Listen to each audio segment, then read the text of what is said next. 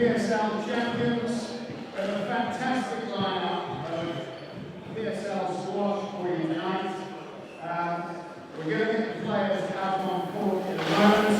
Before we do that, we just have a quick word about our very generous sponsors, especially Toyota Material Handling, without which we would not be able to host these matches. So a big round of applause for Toyota Material Handling.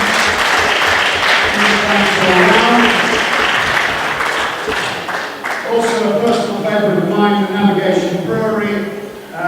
They make fabulous beer and they also are one of our generous sponsors now.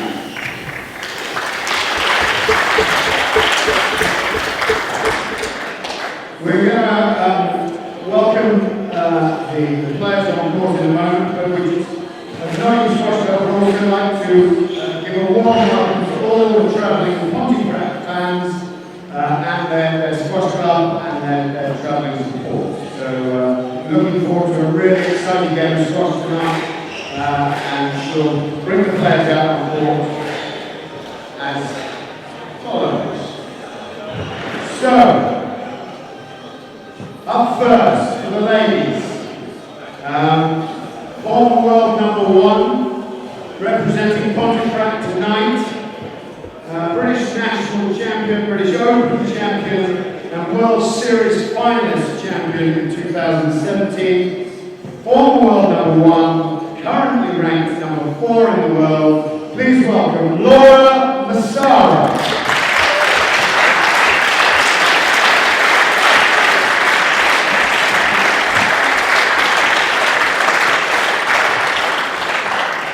Playing Laura tonight for Nottingham, ranked #67 in the world, local favourite Hannah Ramadan.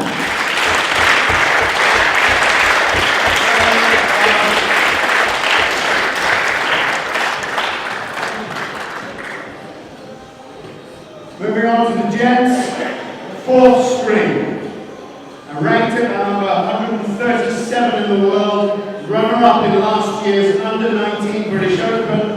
Please welcome Abe Sim.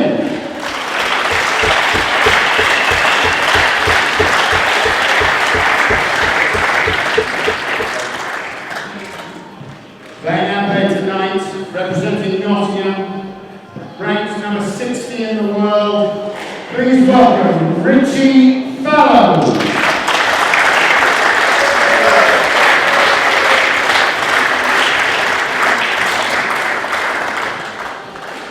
Moving on to the 3rd string, for Pontefract tonight, the young man heading from St Helens, currently ranked at his highest.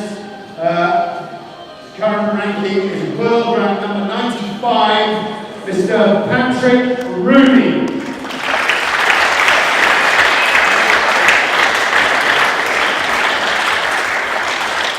Playing Patrick, slight shuffle in the Nottingham order today. Due to a change in the world rankings. The current Swiss national champion, ranked at 27 in the world, Mr. Nick Muller.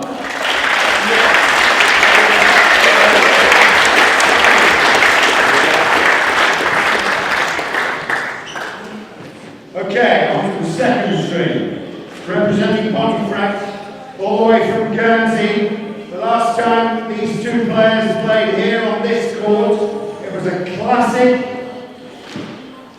All the way from Guernsey, Mr. Chris Simpson.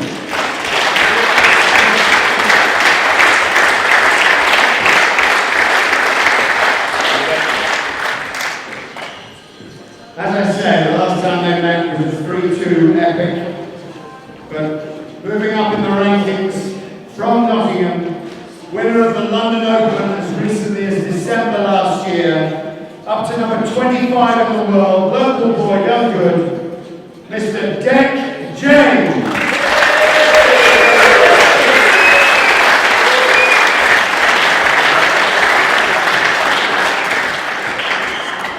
Which leaves us with just 2 first strings tonight. Two great servants to British squash for the last 15, 16, how many years do you want to count? They've played each other a number of times. A great rivalry. It'll go down in the annals of history as one of the great rivals in the squash world. From Pontefract, currently ranked number 13, former world number 1, please welcome Mr. James Wilstrom.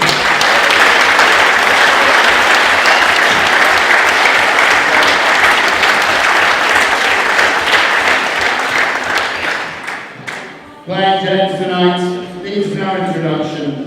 Former world number 1 as well. Canary Wharf Classic last year, British national champion last year. Please welcome, currently ranked world number 6, Mr. Nick Matthews.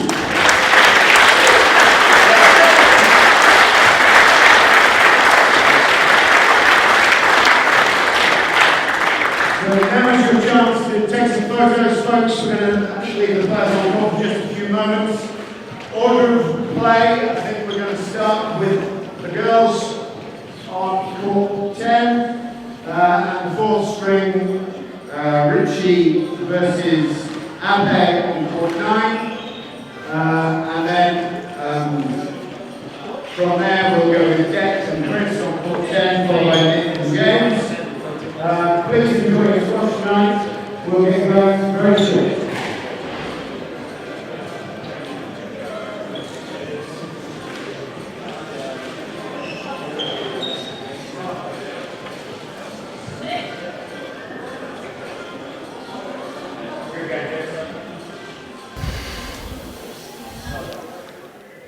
Good evening everyone and welcome to round 8 of the Premier Squash League.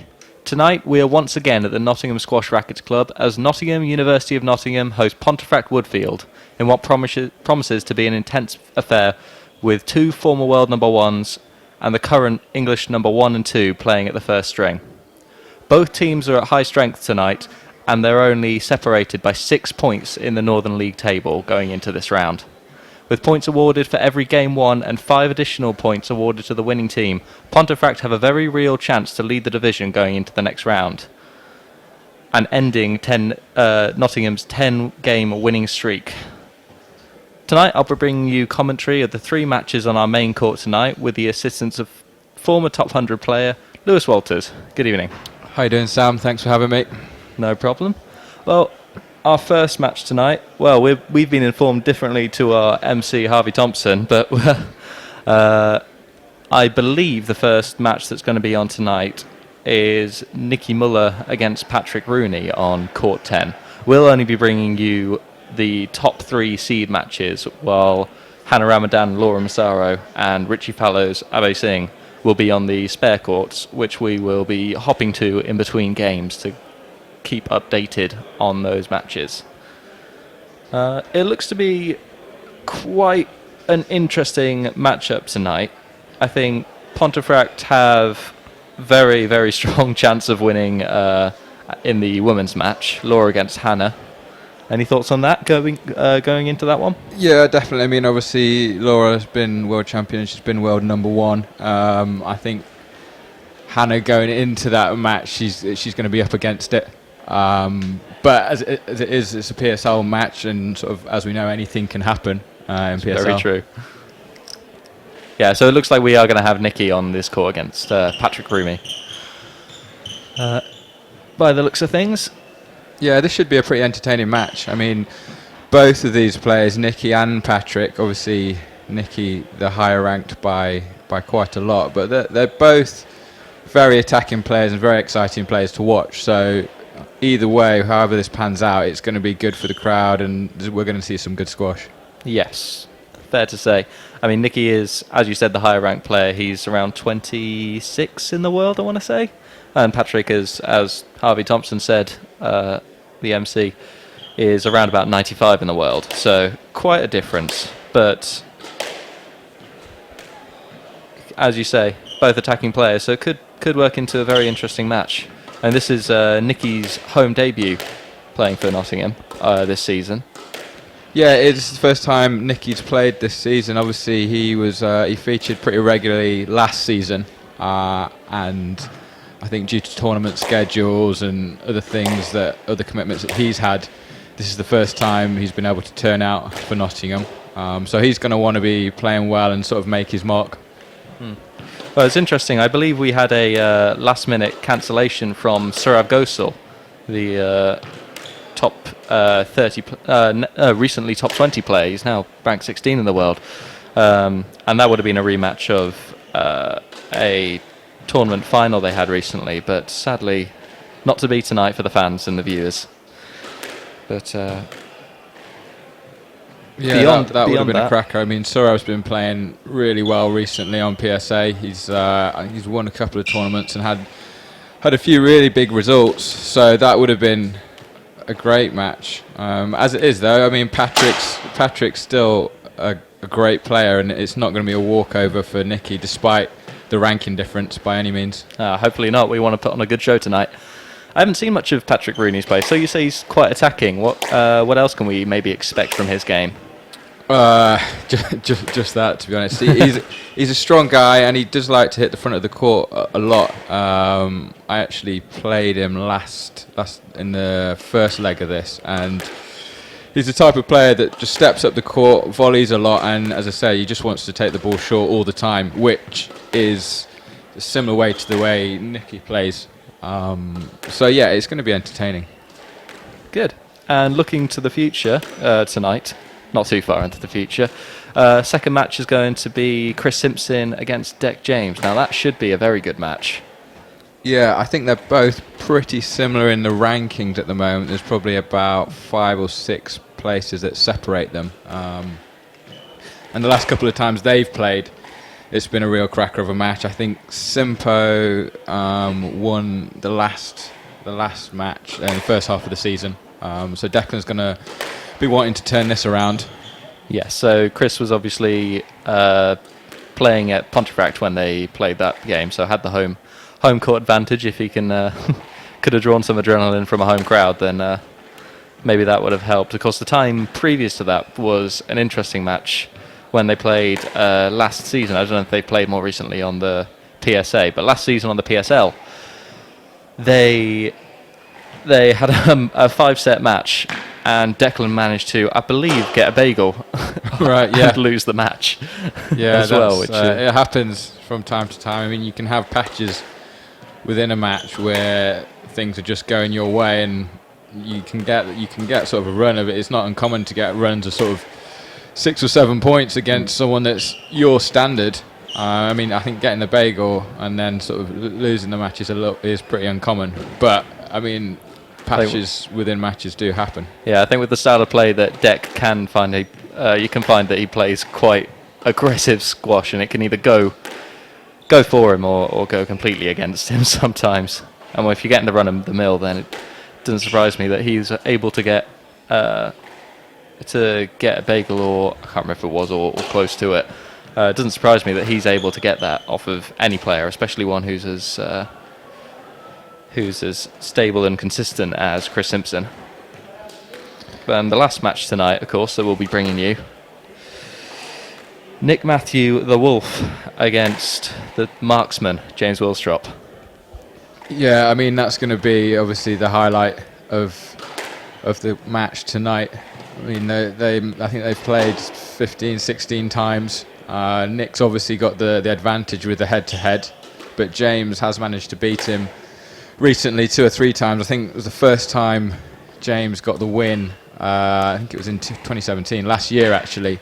He got the first time in PSA for, I think it was definitely over 10 matches. Yeah. So I think it was 10-year gap, I think, between the last time James got a win. If I remember all the information coming out. He, coincidentally, a few weeks prior to that event, because I think it was early January, that it might be in the Tournament of Champions, actually, when James got that result against Nick.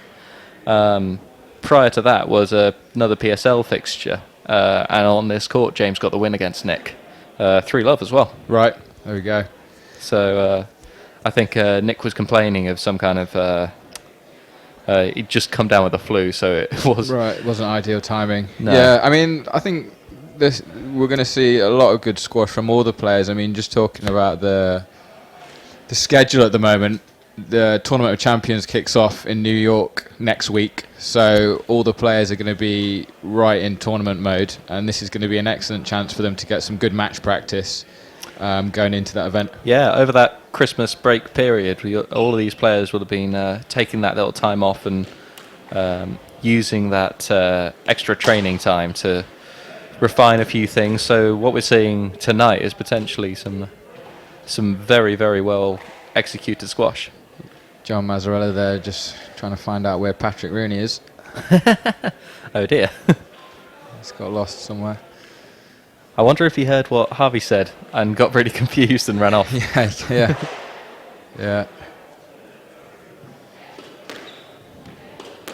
I wonder what the rule on that is, if they're late on court. I'm sure there must be a rule on walkover or something like that in PSL.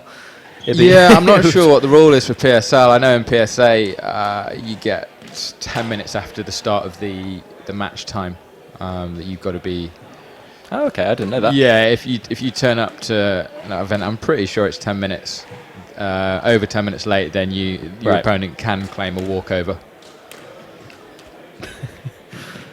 That would be a bit of a joke if it happened tonight. Yeah. I mean, Patrick's honest. here. He's in the building. We've seen him, so I highly doubt that's going to happen. Somehow, yeah.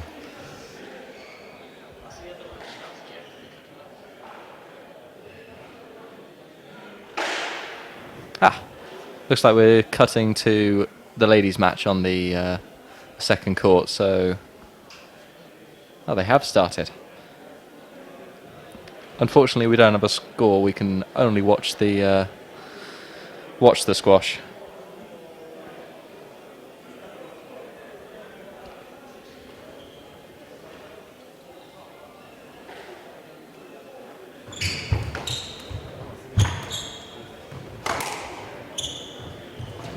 Well, Hannah not getting the best of starts so far. Yeah, I mean, for a match like this, she wants to be up for it, and I don't doubt that she'll have prepared for this. This is a great opportunity for her, playing sort of such a iconic player in sort of the women's game, or over the last sort of 5 to 10 years. So she's gonna want to learn from this at the very least, and be playing at her best. That's very different, isn't it, from the men's game is the women's game, isn't it? You've got a slightly different style of play. There's a lot more boasts involved in the women's game, a lot more height involved in. Yeah, I think in general just the physicality is slightly different, which makes the match and the shot selection in the girls' game different to what you would see like traditionally in a men's game.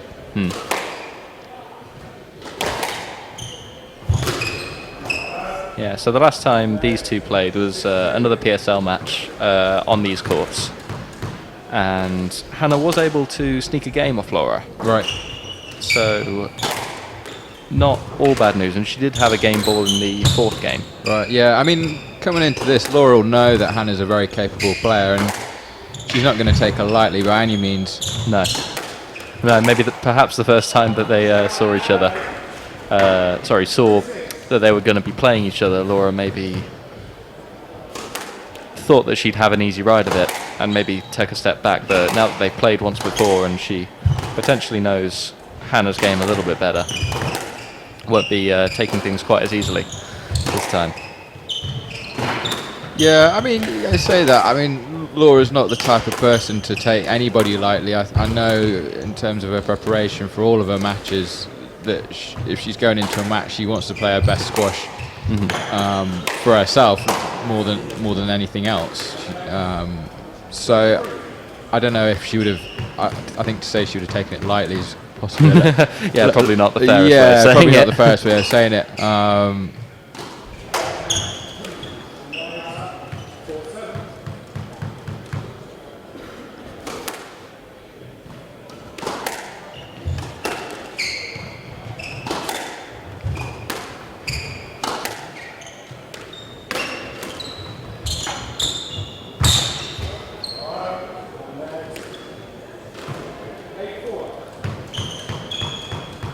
So Laura getting a very good, I'd say, start to this game, but it looks like we're quite a fair way into it now.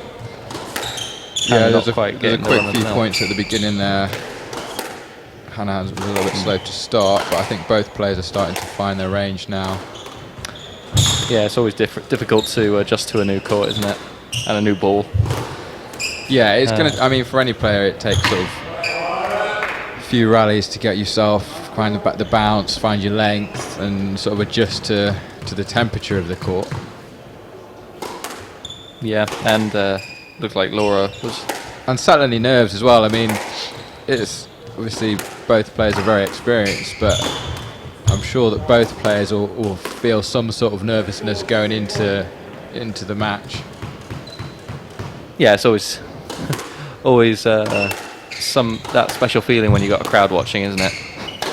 Yeah, just that. And in terms of obviously you want to play well, not only for your team but for yourself, and it's only natural to put a bit of pressure on yourself. So I think Laura's just won Looks that like it. first game there. Yeah. I'm not sure what the score is. So.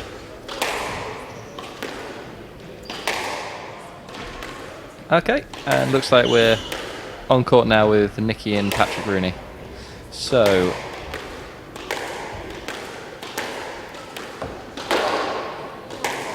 As these two warm the balls up, as you said, Patrick is a very aggressive player, and Nikki has that style which is going to possibly complement that game, or at least make it a very interesting to watch match tonight.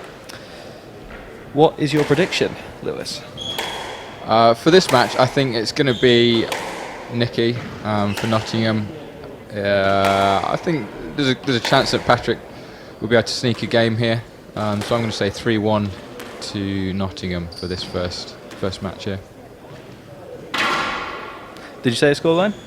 3-1. 3-1. Yeah, 3-1, sorry. yeah. Kind of like spaced out there. Yeah.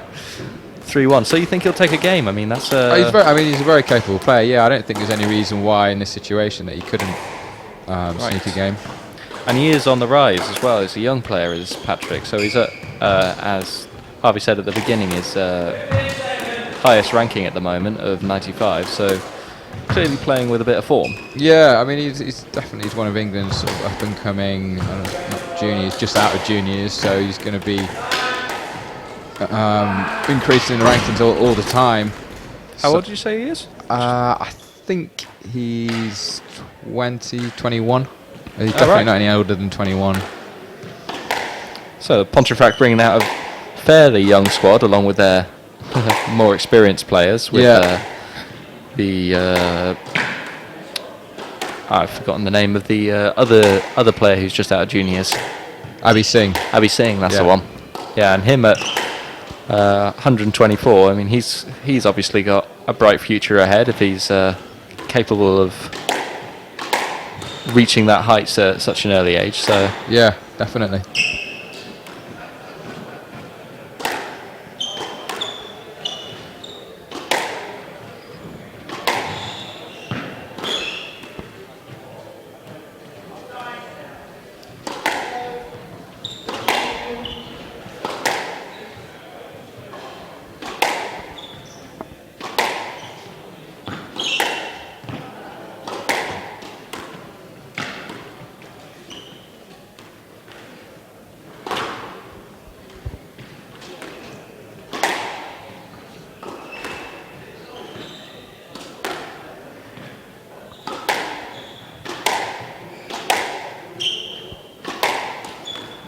do you ever find you do something special with your warm-up, Lewis? Like, do you try and, when you're playing, are you trying to practice specific shots that you want to use against your opponent because you know them, or? Probably during the knock-up, not so much. I think there's, in terms of like my warm-up and I think a lot of other people's warm-up, both of these players have probably hit for at least 5 or 10 minutes before they've actually gone into the knock-up. I think in terms of the knock-up, for me, it's more just trying to get a feel for how the ball's bouncing and how warm the court is, and sort of find your length and just kind of get settled, get your rhythm as early as possible, so that once you do get to that first serve, you can get straight into the match. Yeah, it's interesting to get that perspective from a professional player. So I mean, I think everybody's different, but personally, that's sort of my take on it. I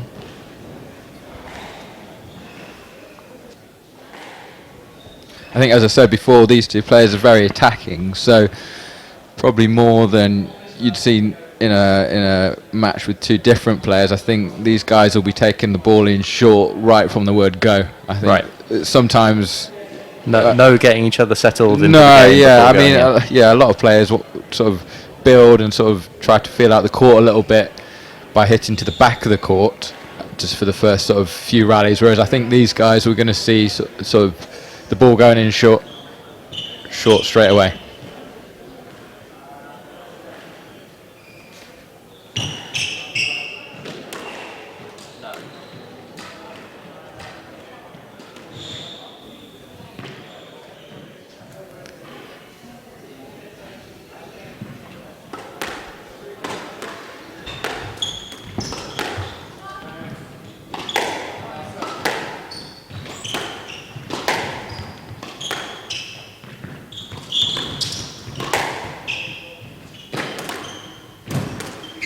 Okay, looks like we're back. Apologies about all that technical difficulty. We are currently halfway through the first game of the first match of the evening.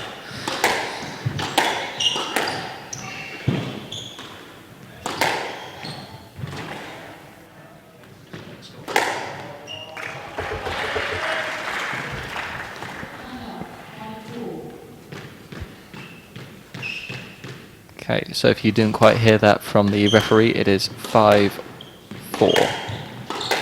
to Nottingham. Ah. Cue the graphic. Perfect.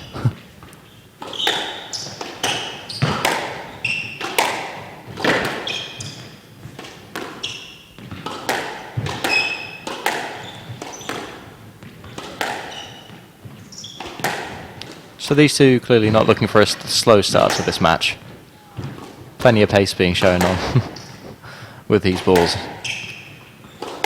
Yeah, I mean, as I said, straight from the beginning, both players are trying to step up the court and look for the volley. Nobody's really afraid to go in short. Oh, I don't know if he was through on. I don't know if he was already through on that and should have played, but that being given, regardless.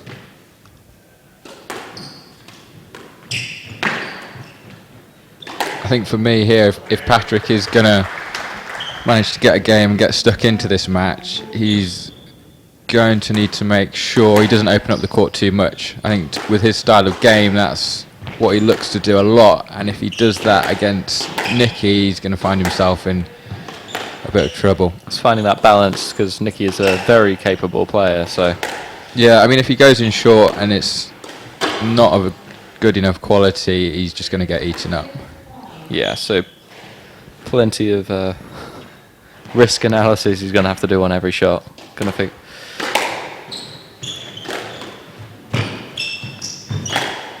That's a very good working boast, making Nicky do court sprints there. Yeah, I mean, this is a good start from him so far. He's stepping up the court and taking the game to Nicky. He's definitely not sitting back and waiting.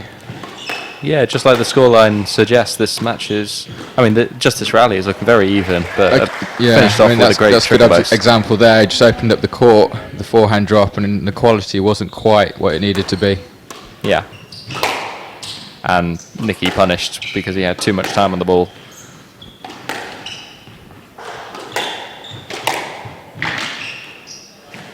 It's a great shot there, though. Yeah, it's Forehand making kill. Nicky do plenty of scrambling in these rallies.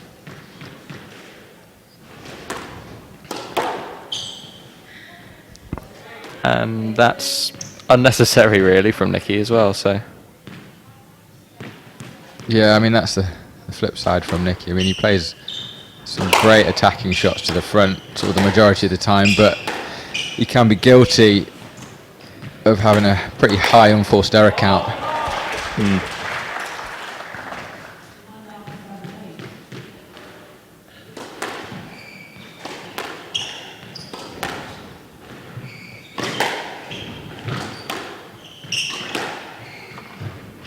now, as we get into the business stage of this game, the pace is staying high, and that trickle boast once again serving Nikki.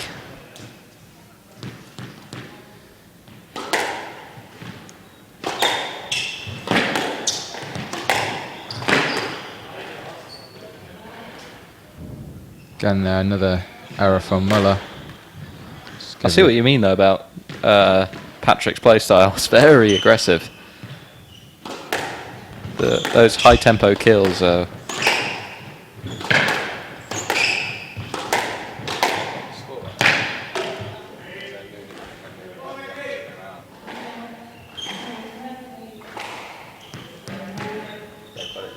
yeah.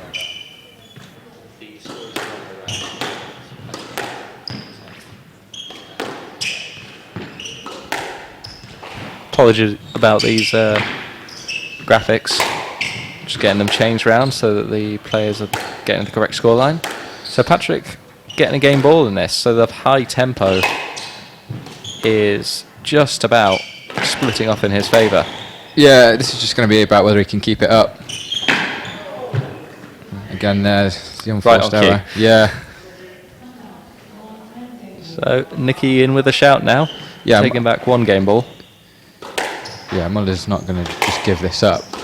That's for sure.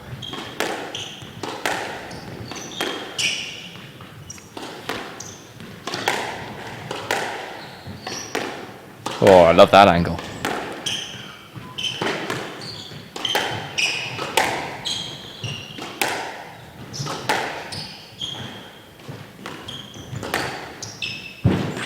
Some corner-to-corner squash here. And Nicky saving another game ball and forcing it to two clear.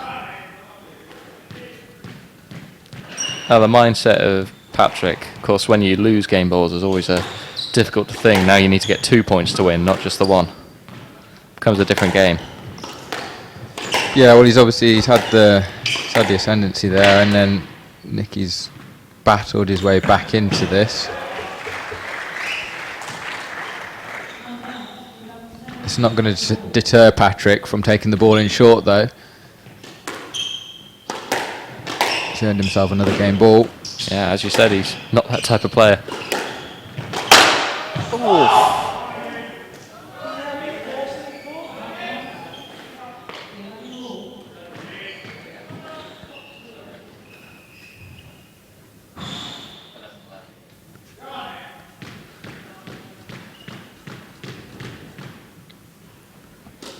Right.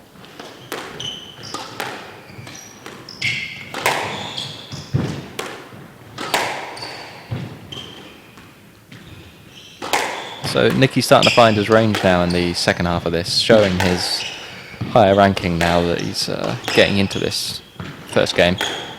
Yeah, this is still a good position for Patrick to be in. I mean, this is the first game for him is going to be massive. If he can somehow sneak this first game and knock Nicky's confidence slightly, then he's going to put himself in with a good chance. But and boost his own, of course. Yeah, exactly.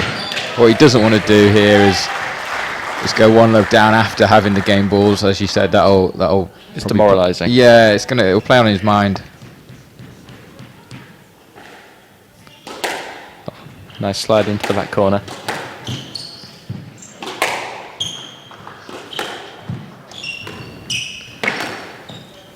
It's going to be a stroke. Stroke ball. So, yeah, fair decision. This game is just getting tighter and tighter. Yeah, following that stroke, we're back to 12 all.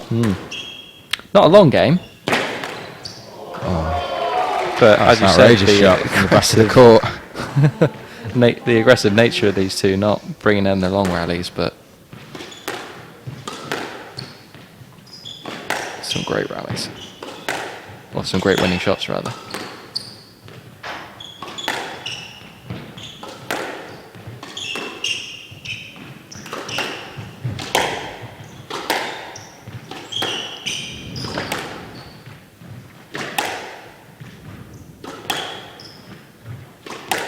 So now I think both these players getting a little bit more touchy, that it's so close to the end of this game. They're trying to play to length, but now Patrick's got the advantage.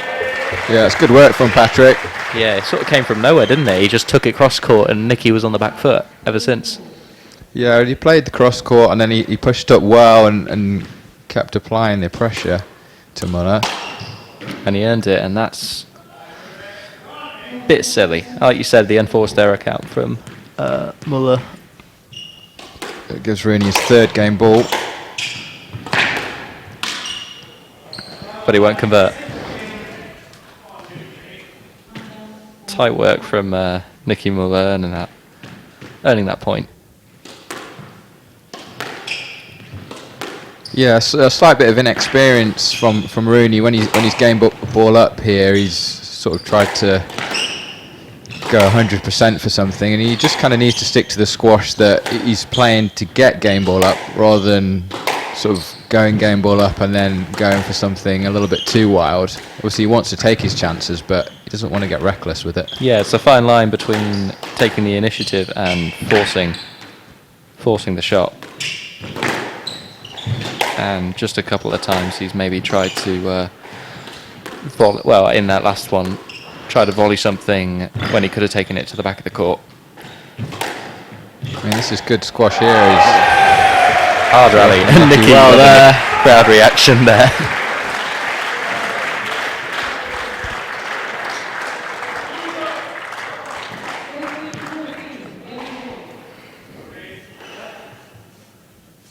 So Nicky with another game ball now. His second, is that right? Apologies, we are having some technical difficulties with the graphic, but we're hoping to solve it.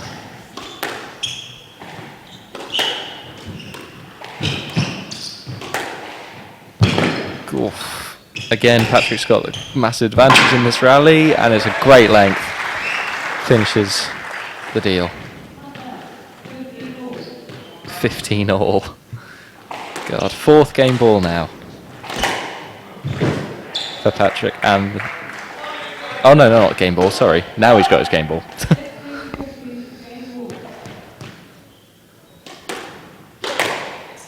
Wow.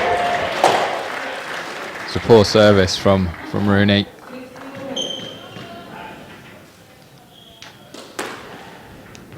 But well taken by Nicky.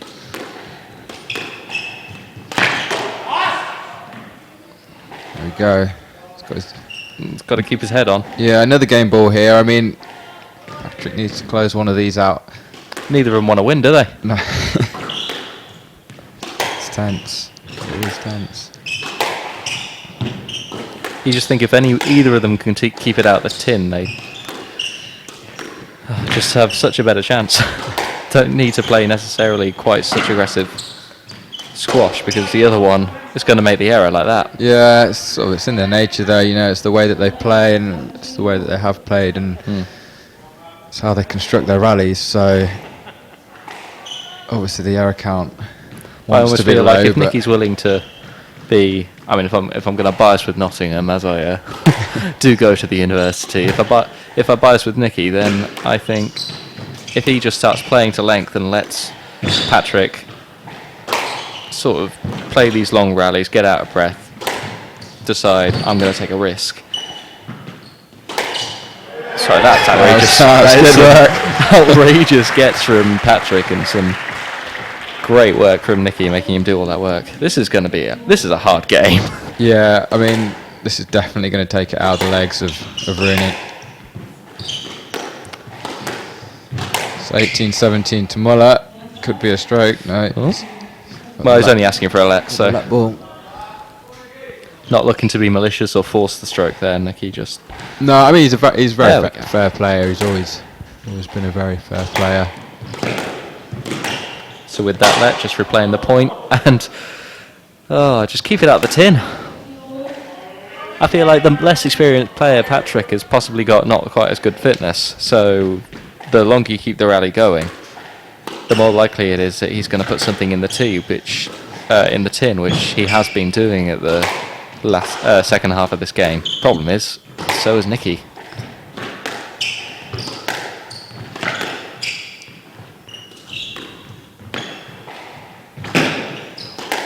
We go. This is good work from Really Patrick open again squash here. there. It's really entertaining. Yeah. This corner to corner stuff. They've used all the court in this rally so far. That is a great Oh, shot. And that one still going. Ridiculous. Oh.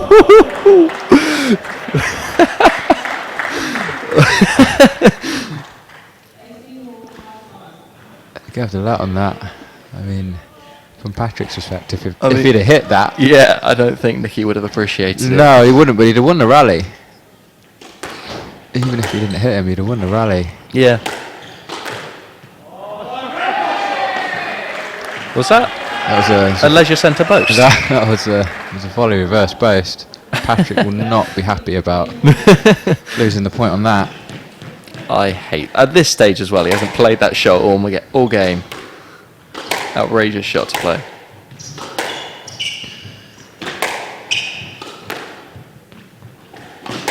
So Muller with another game ball here to take one. Oh, that is such a great shot. There's a fist bump. And that is going to be so hard for Patrick to swallow. A loss after that game, 2018. Look at that scoreline. Ridiculous. What do you say to Patrick as his coach after a game like that? I mean, I think for Patrick, he's got to focus on the things that he was doing well there. He's got to focus on the things that he was doing well there and just try to emulate that again in the second game. Obviously, it was physically tough for him, but it was physically tough for Muller as well.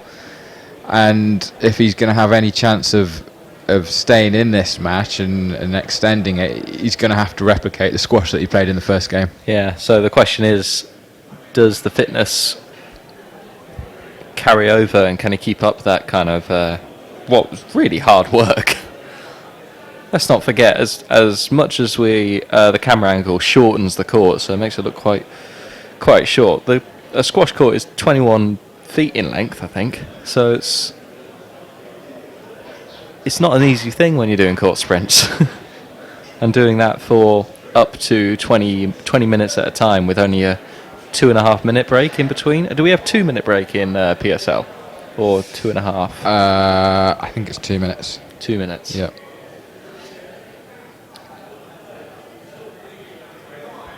So, of course, one of the most physical natures of squash compared to some other racket sports, tennis, for example, is the gap in between games is just non-existent. I mean, look at Nicky now has received his coaching and he's back on court, and only 15 seconds left until the first serve is going to come.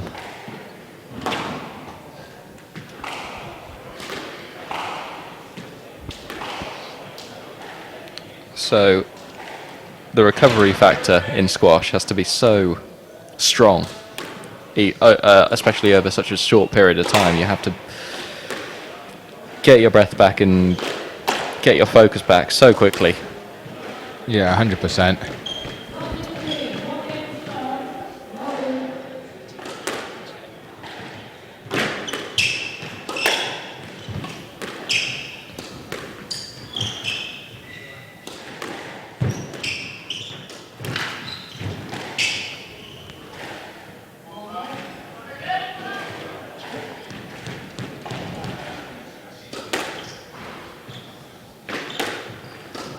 So that first game was, just to confirm, was 14 minutes long in total.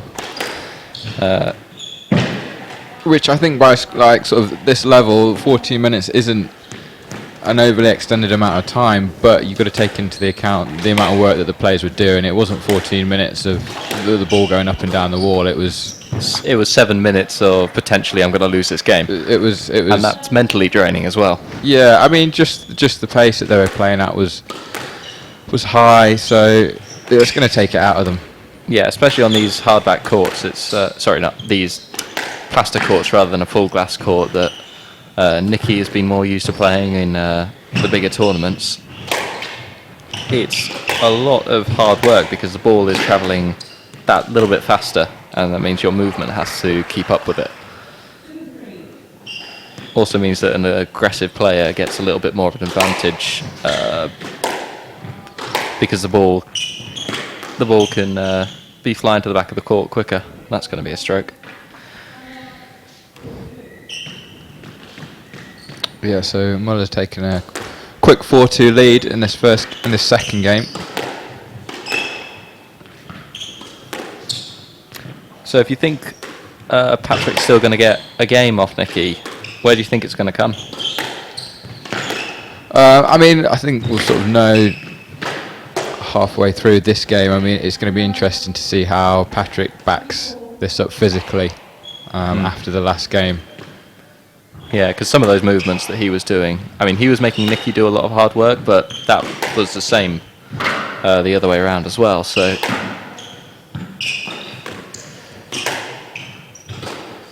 plenty of hard work done and nothing earned from it. From Patrick, as we said, can be demoralising, so quite right, he's got to back up well.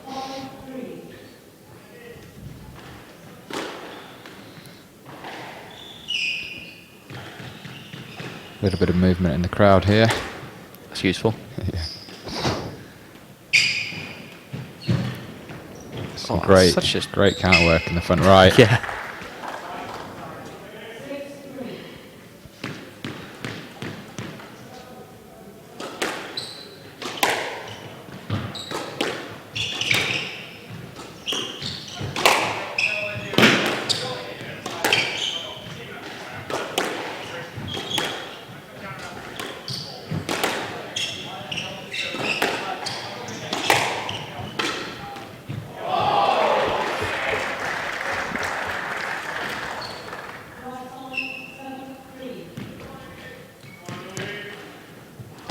So nasty little bows coming in there. And Patrick just not seeing it, not lunging into that. Yeah, no, he didn't even get off the mark there. No. Saw how close it was to the tin though. So accurate. So Muller a lot more dominant in the second game. Yeah, that physicality is staying as it was in the first game for Nicky, but Patrick's not quite keeping pace at the moment. But in that case, Nicky opened the court up and Patrick countered really well.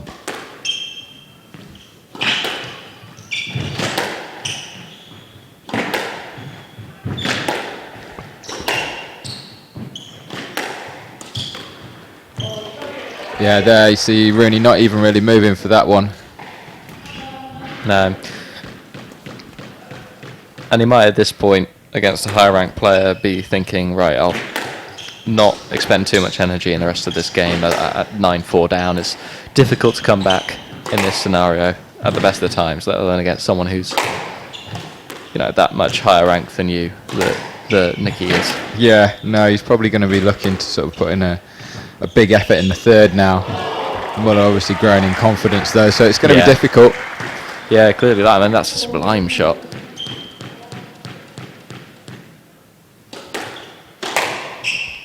Well, not the best replay. But there you go, Nicky finishing off that match with a drop that Patrick just doesn't want to go for. So the fitness not looking good for Patrick at the moment. Very short second game. So he will have to put up a big fight back in the third if he wants any kind of chance of this, obviously.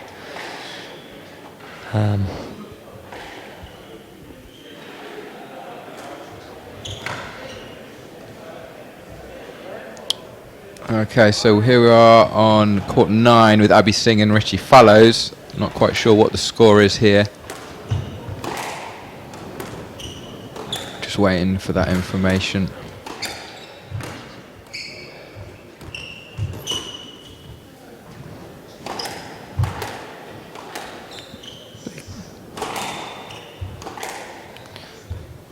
So we can confirm that Laura won against Hannah Ramadan 3-love.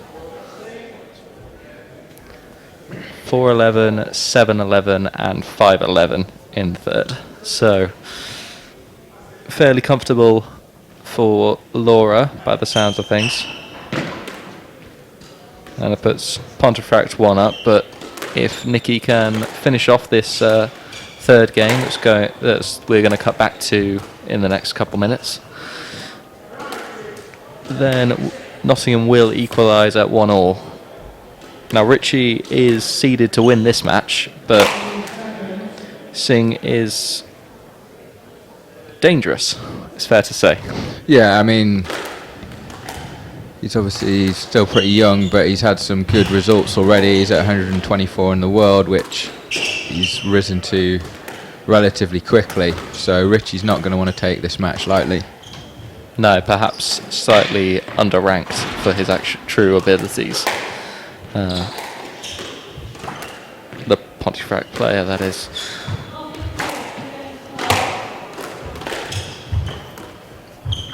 Right, so now we're back with Nicky and Patrick. Going to see a big push, as we said, from Rooney to get any kind of luck against Nicky Muller.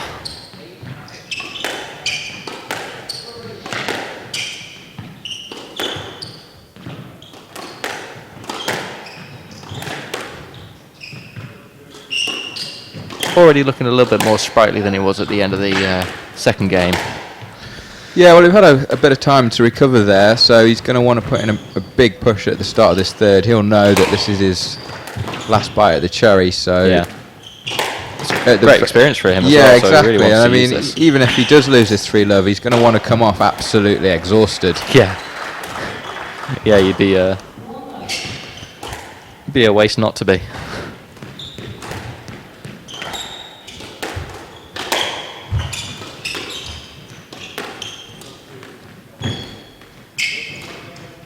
Oh, it's great skill from Nicky there.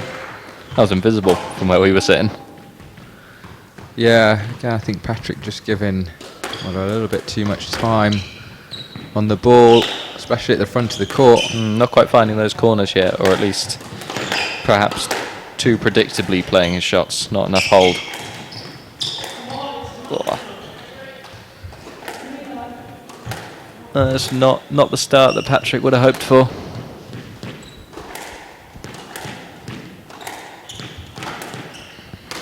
Yeah, it's a good bit of deception though. He has that racket very high, does Nicky, for that drop shot, which just took Patrick way off guard. Yeah, he just took his movement away, the high backswing, and then just dropping his wrist at the last minute.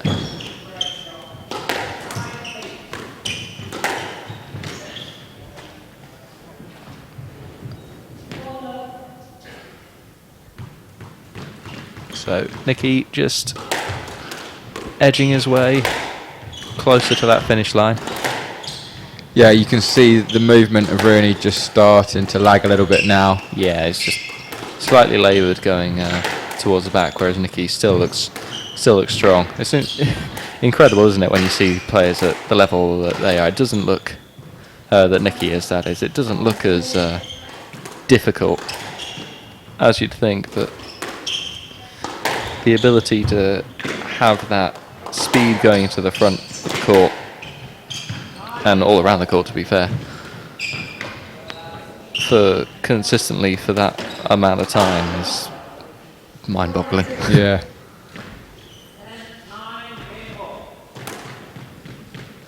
Well, at least Patrick's got a point now.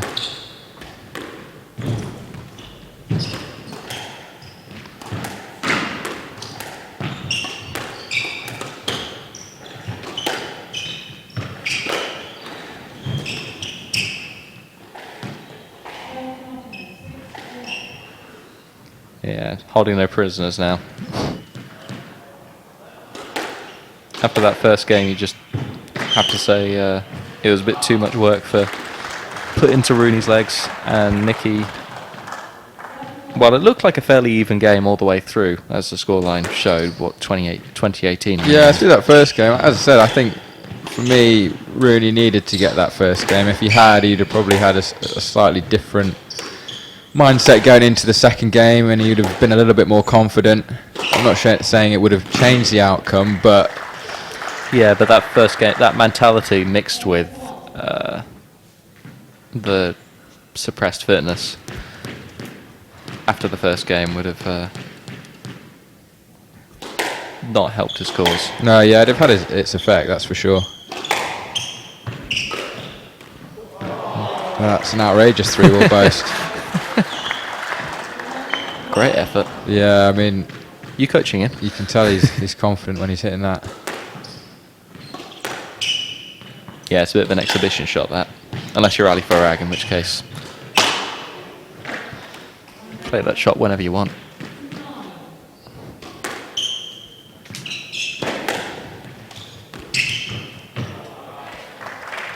Great drop shot from Patrick, though. Yeah, I think Patrick's just going to go for it now. He's not got anything to lose at this stage in the match. No, I want to use this opportunity while he still can.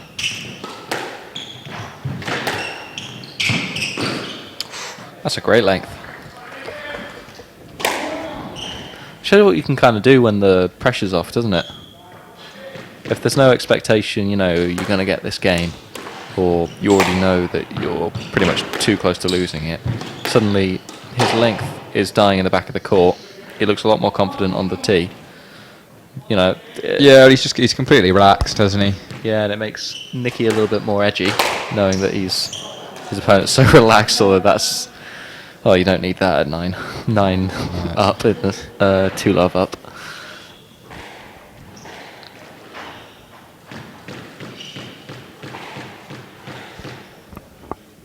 But other than a bit of luck, these last few points have gone Patrick's favour. And that's it. That's it. Yeah, match to Nottingham. 3 games to love. So there it is. Finishing shot.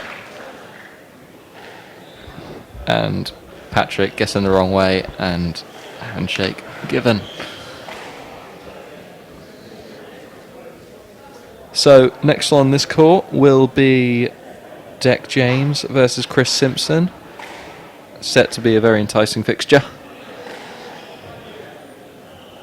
We will join you when the players get on court.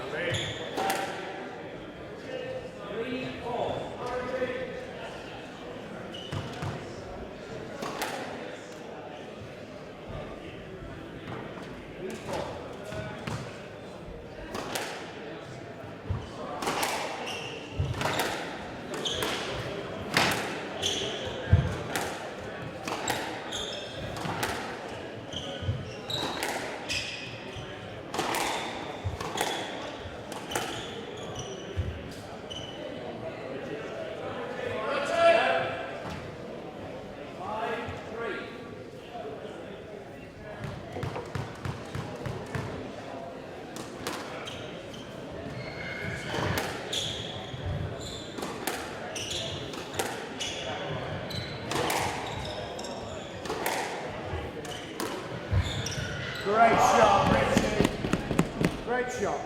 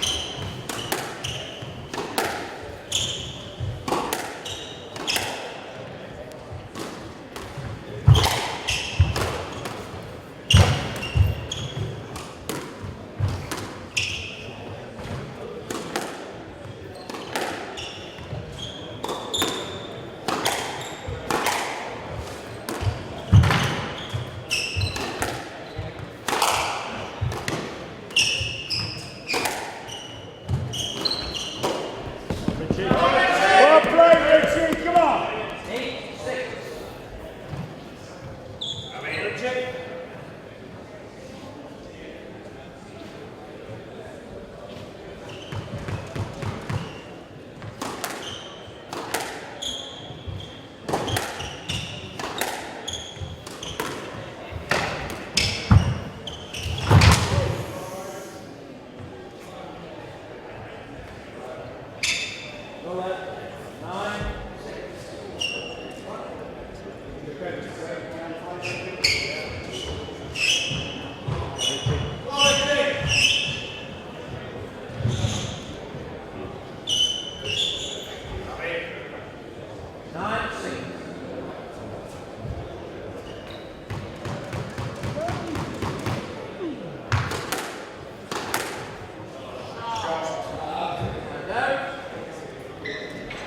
Go on, Richie. Straight back. 9.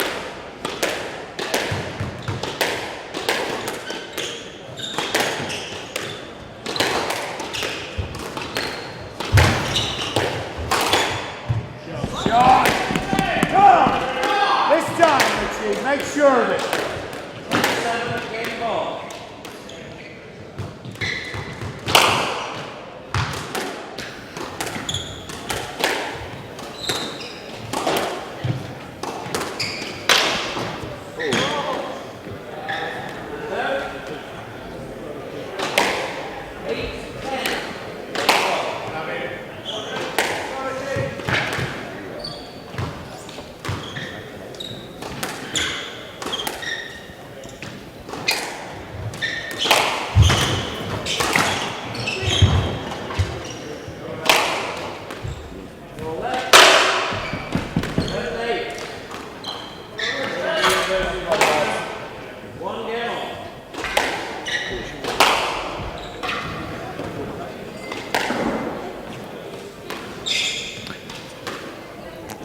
Okay, so welcome back everyone. I am now joined by, well, no longer by Lewis Walters, but now I'm joined by head coach at the University of Nottingham, Rich O'Connor. Hi everyone. Right, I was watching Laura Massaro's match against Hannah Ramadan earlier, so come to take my place at the commentary table. Filling We'll in. watch these two old rivals get together. Yeah, they've had for a few another good ding battle. dongs, haven't they, over the years? I mean, at least just in PSL, they had a great match last season. I briefly spoke about it with Lewis previously, but I believe. Do you remember better than I do? I thought that Deck got a bagel against us last time they played here on this court, and Chris went on to win the match 3-2. Yeah, I think the last time I saw them play was in the first half of the season when we were away against Pontefract, and that was probably not a fair match to judge by. Nottingham had won 3-1 in matches, and Deck went on, having just arrived from foreign lands that morning on a plane Oh dear. with jet lag, and he went through the motions, but it wasn't a fair result. But I think they'll have a much better contest. They should be. Deck's fresh off tournament win in December, and I think his world ranking of 25, the best he's ever been, he's really proud of. So Yeah, you should be. yeah, Which tournament did he win earlier last month? London London? Open. Oh, right. Most of the matches I watch, if they're not streamed, I have no idea. Yeah, he's come into his own now. To be 25 in the world these days, you've got to be Gave her the nickname the Steam Train steam train. because you hit the ball so hard compared to the other player. Yeah.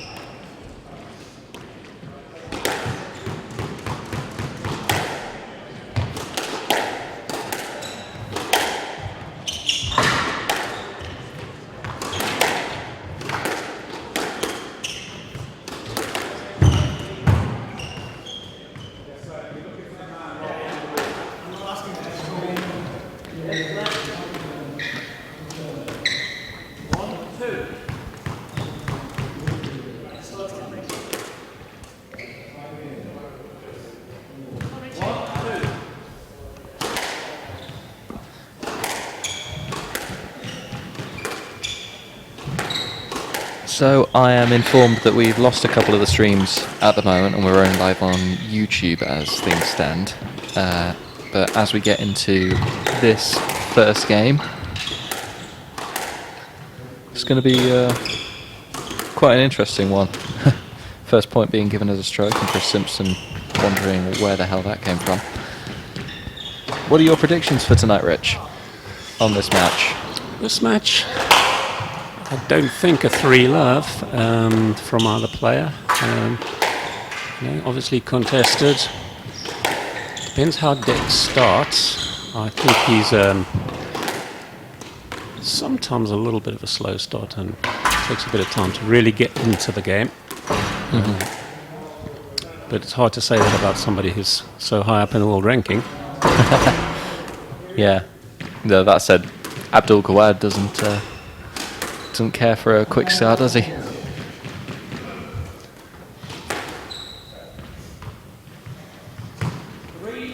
So apart from it's not going to be a 3-love, what do you think you can tell me about these two? When did I get it wrong last time, didn't I? We should keep a tally of your guesses. Yeah. I've got to go with the hometown, so I'm going to say 3-1 to Deck. Big call. Yeah, I think I'd agree with that. I think the thing is, Chris had a little bit of time out, didn't he? Through no fault of his own. Quite recently, so he's still arguably coming back from that because he's obviously dropped a fair few ranking points since then. So hopefully, of course, he comes back into the fray in the next year. But I think I'm going to agree with you, 3-1, because I think the quality of Deck as he's climbing the rankings at the moment is going to outshine Chris, but at the same time, you can't ignore that home result last time, or the win last time they played last year. I say, lucky one there. But looking and chatting with Chris just a little bit earlier, I mean, he looks in good shape. He's always slim, isn't he? But he's looking in good nick. He usually plays this patient build-up game, which both of them are really doing, I suppose, at the moment. Doesn't look too patient. I mean, if my games were played at this pace, I think I'd be on the floor quite quickly.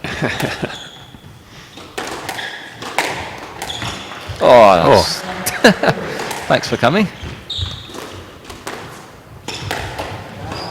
That's a loose serve by Simpson, but well finished.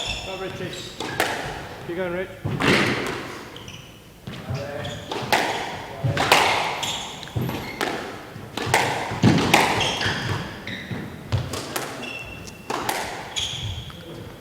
Simple let ball.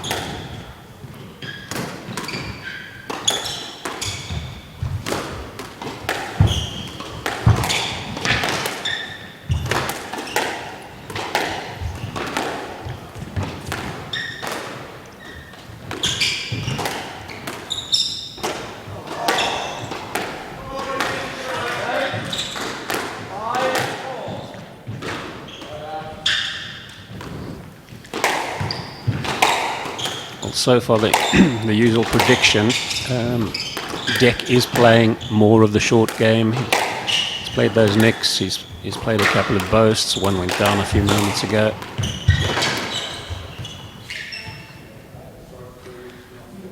Yeah, you can see that both of these players are playing to their own style. Maybe there are a few tactics coming in, but it's not changing their game massively. At least my predictions aren't going wrong yet. I might change it to the man in the blue shoes is going to win.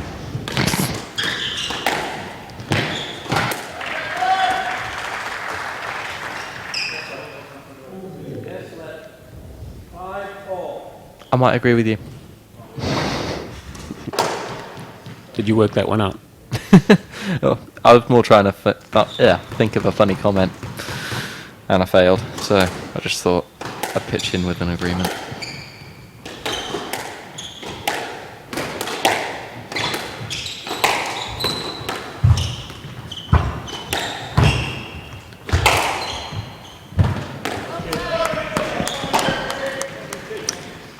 Yeah, he's playing the shots, but he's also the one that's making the mistakes, his Deck. So, yeah, but that's how he starts, you see. And his game tightens up as he goes along. Yeah, it makes sense. The more shot-playing character being Deck, and the more consistent, stable player being Chris. Liking those longer rallies that are at his pace. It's almost definitely going to mean that the games sort of come down to the shot maker. If they can pull them off, then obviously Chris Simpson is going to struggle. But if Deck starts finding the tin, then it might be a very easy game indeed. Yeah.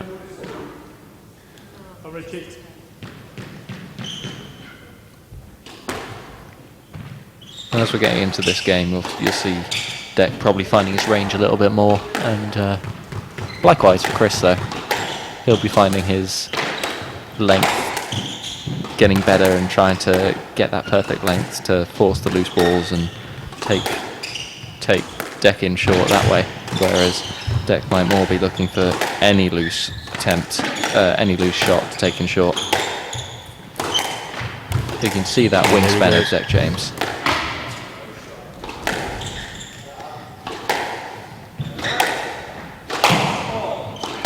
I mean, for those people who like the statistics, I like, that's a good shot. Again, Declan is the one that's playing the shot. I don't know how many of you counted there, but how many shots did Chris play to the front of the court? Yes, you're right, 0.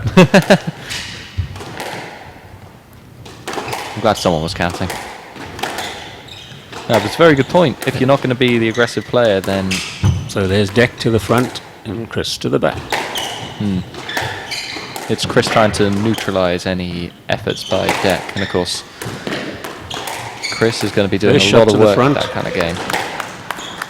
It's kind of the Paul Cole style, isn't it? You keep volleying, you keep sending your opponent to the back of the court, and you keep the rallies long. You might not.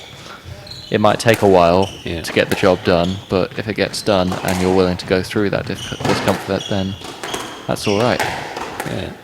I know it's not pertinent to this game what Paul Cole does, but he has made quite a lot of improvements at playing the ball short as Paul Cole, and that's been really, for me, his secret of getting into that top 10.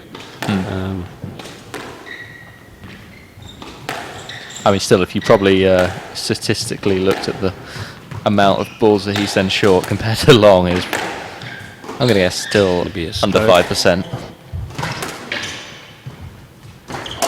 Yeah. So very even as we're getting into the mid stage of this game. Again, Deck plays the short kill. Yeah, there's a lot more shot selection coming out from Deck.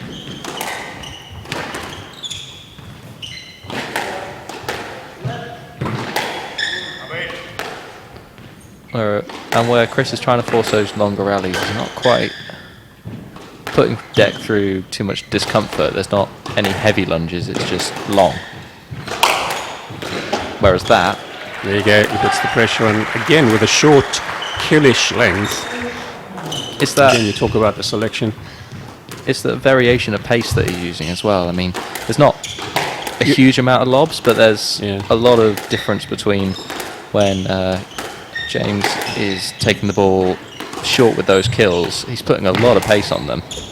That's a short one from him. Yeah. So he gets the results if only he played a bit more. Yeah.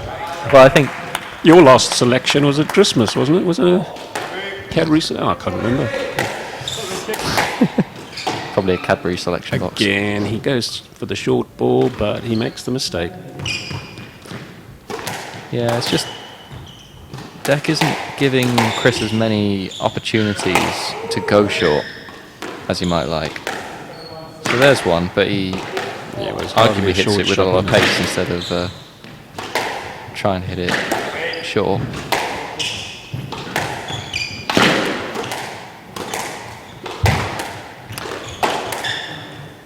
Doesn't feather the ball a lot, does he, Chris? No. It's all, at the moment, looking kind of like one pace. And Deck can play to that pace, and he can play outside of it. Like that, putting a lot of power on the ball. I think when you were commentating on the last match, and the number of shots that went short there from Nicky Mullett was amazing, wasn't it? Yeah, well, both of them. Lewis was saying, going into it, that both of them were quite aggressive, and exactly what he said happened. Both of them were taking the ball in very short, very early, and the rallies were really open and very entertaining at parts. And of course, when you're this side of the lens, you don't quite get the appreciation of the level of fitness that these guys have when you're courtside. For anyone at home who has enough space and wants to copy the movements of one of these players, then feel free. But I'd have a shower afterwards.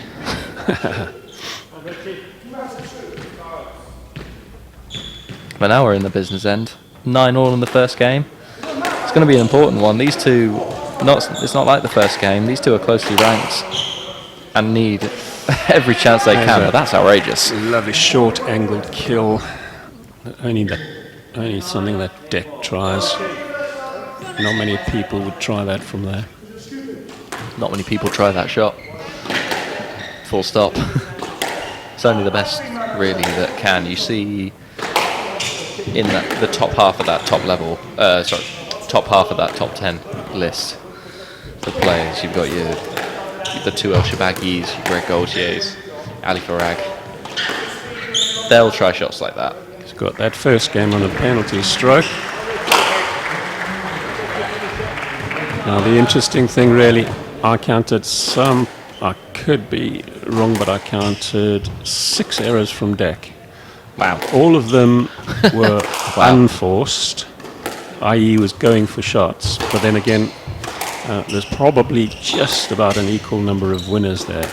Talk about the game being all about you. It's almost like Chris didn't have much input in that game. It was just, he kept bringing the ball back into play, but Deck was either turning it or winning it. Yeah.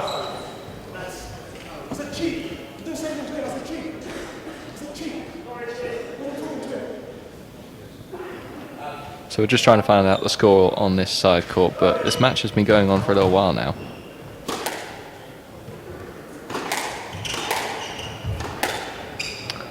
So we are finding out, but these two are having a difficult game, it's fair to say. 10-all. By 2 points. So 1-all, 1 in games. Okay, so 10-all. And 2 very close previous games as well.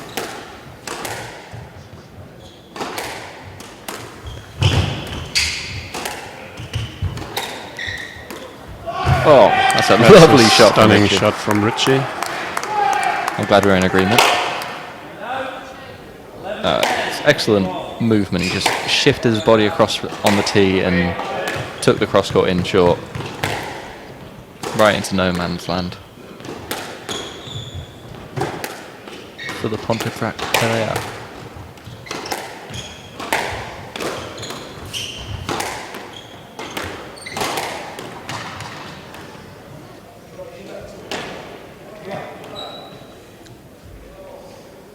So not quite sure what happened there. I think bit that of was connection with the ball. Oh dear. That'll hurt. Richie hit the ball and it hit his opponent going.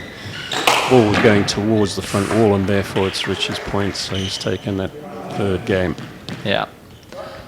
So 2-1 then, by the sound of things, to Richie. Well, let's see if Deck gets a higher percentage of his short shots in. And look at that, a kill from Chris. Yeah, and none of that in the first Woo, game. Someone's been talking to him, definitely. I think we're probably in agreement that he definitely couldn't keep doing what he was doing because he was having almost no impact on the game. And Deck was deciding almost every point with whether it be an error or a tin. And I'm sure someone said to Deck, if he can cut the errors out, then he's going to have so much more success. You can see how much these two are battling to have that position to volley. That's Just a simple nudge, a little bit of interference. just enough tactical play. Oh, that's That's a great little touch. yeah. Yeah, you don't see that. You don't see that top spin drop shot too often. That was brilliant from Deck. So that's so hard to do, and not have the ball touch the service line.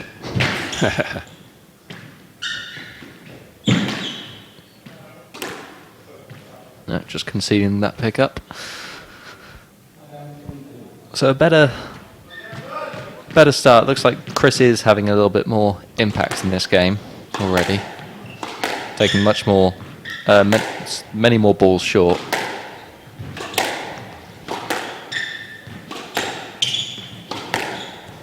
Oh, he's nice. quite capable, and when he starts to do that, he's much more dangerous. And Deck will have to move up the court. Yeah, for his sake, it's a shame that he forgot that you can hit balls in front of the short line in the first game. Because if he was playing like this in the first game, which obviously he would have been capable of, that would have been a much more... A lucky one coming out of the side nick there. Yeah, he's hit. That's his second one now. At some point, you've got to wonder if it's luck or a bit of talent. Another turn from Declan. Yeah, perhaps a bit rattled. 6-2 now for Chris Simpson.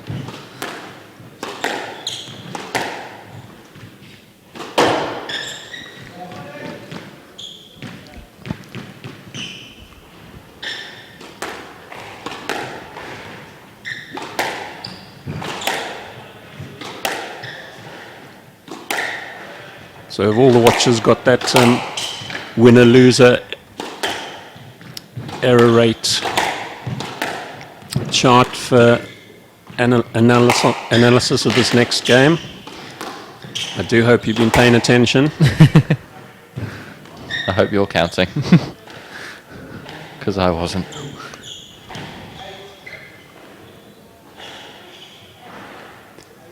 That was another short shot from Chris, so he's won on the short game 4 times already.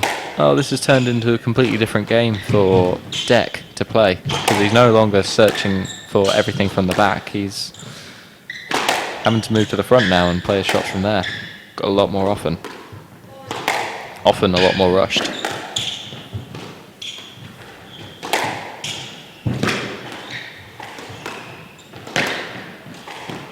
Oh, that's such a nice Good shot. touch. That's actually the combination on a short shot, the one side, which resulted in a stretch, and then he could finish it off. Way out of position. Still required some good touch, though. Yeah. Yeah, it was a lovely example of Stroke. just, as I said before, feathering the ball into the front of the court rather than just hitting it. You get a lot of spin on the ball, and it means that it really rolls out of that nick and bounces for the second time a lot sooner. So it's a lovely bit of technique from Deck. And this lovely bit of exhibition stuff. Oof. Oh, you know what? I absolutely hate those. Because as soon as they've left the other person's racket, you know what's going to happen. It's already too late. Sort of thing that occurs to me sometimes in this situation when you've gone 9-3 down. You go for shots a little bit more. You don't really play with as much heart of winning the game.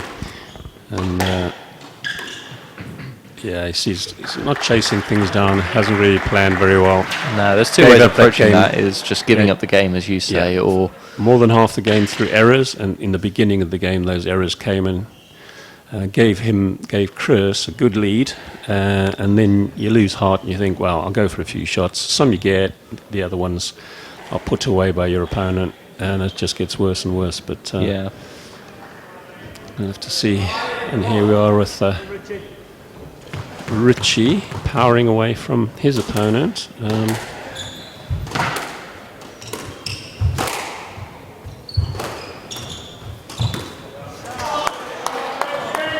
Yeah, Moves up. Abe Singh. Moves up to volley a boast. That's a very confident positional shot.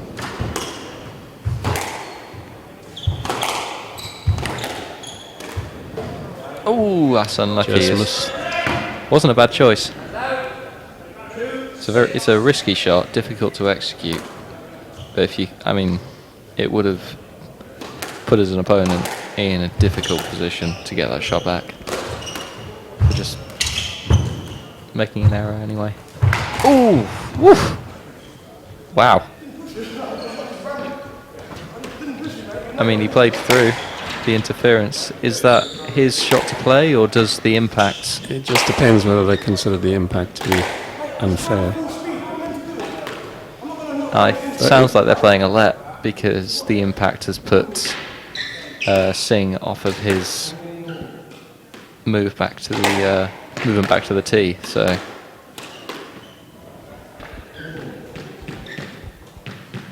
anyway, Here we go. That was a game for nothing. yeah, all that work put in the first game for Deck, and now he's back at 1-1, back to level.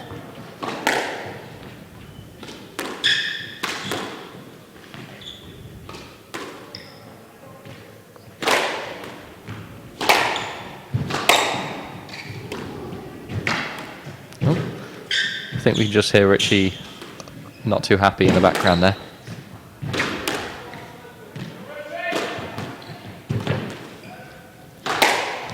So, very testing opening rally for that first game. For this first rally in this third game. Let's give him the stroke.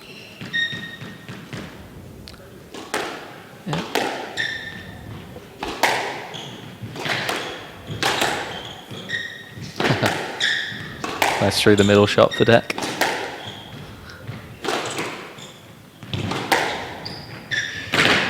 Oh, excellent Great width. length. Width and length. Yeah. Yeah, so hard to hit that. Perfect dying length and not have it be volleyed or taken before it hits the back wall. But well executed from Chris.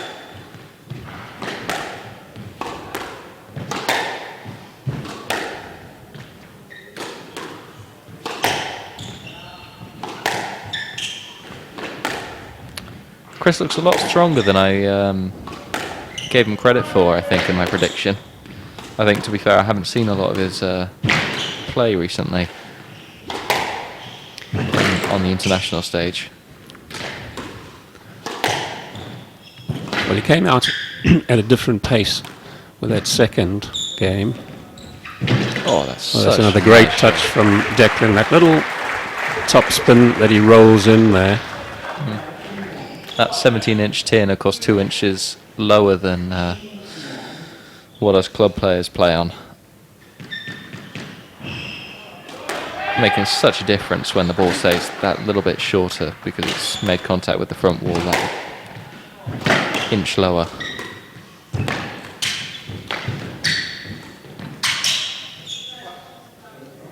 That's gonna... Was that a stroke? Yeah, he's Yep. given a stroke. Yeah, I think that's fair. Not amazing Declan clearance. didn't move off the ball, Yeah. and it wasn't tight, glued to the wall or anything like that. No. Fairly straightforward.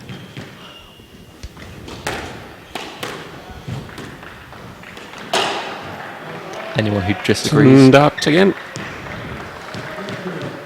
Yeah.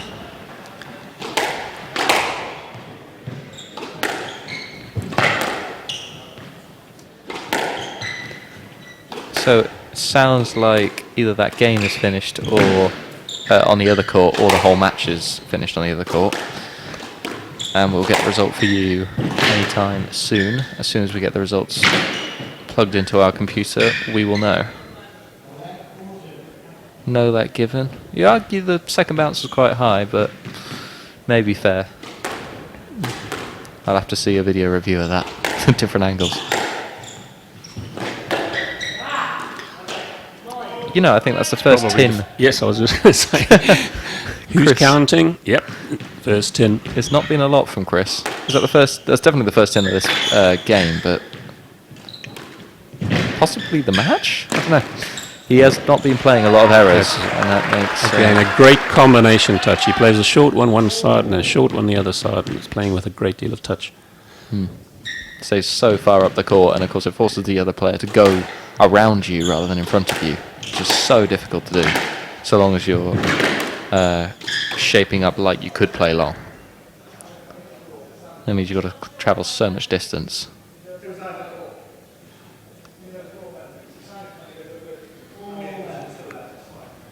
Okay, so just a little debate about whether there was a little edge on the tin or not.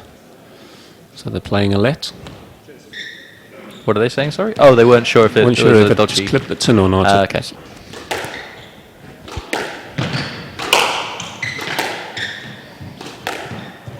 Ooh, Great kill. that's invisible. See, when he's on, you can see why he's playing somebody who's right up there in the top 30 and hitting winners like that. Yeah, I mean, you think if he can play those shots more consistently and not hit so many tins, it's easier to say than do, but the quality of those shots is easily top 10 in the world.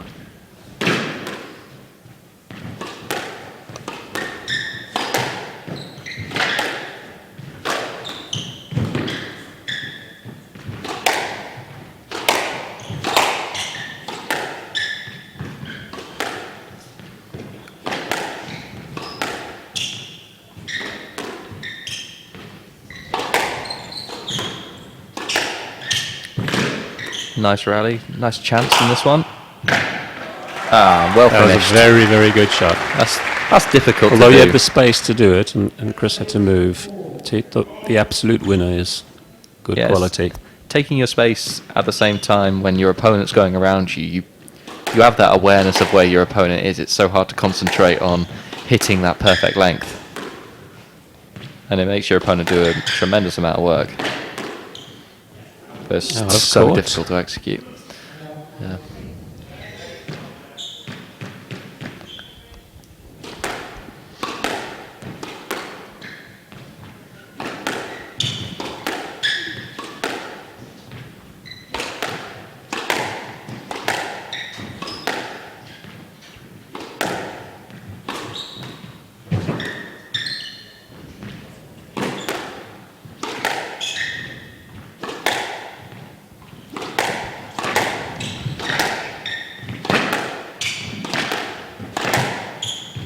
God, such a fast pace between these two.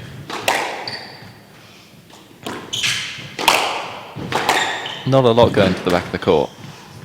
Or reaching the back wall, rather.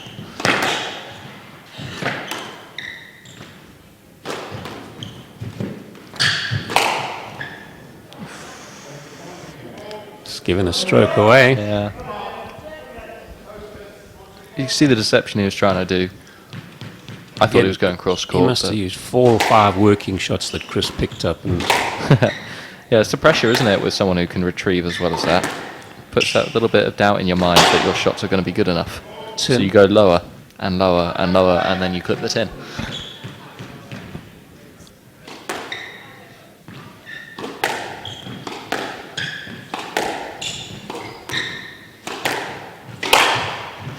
Oh.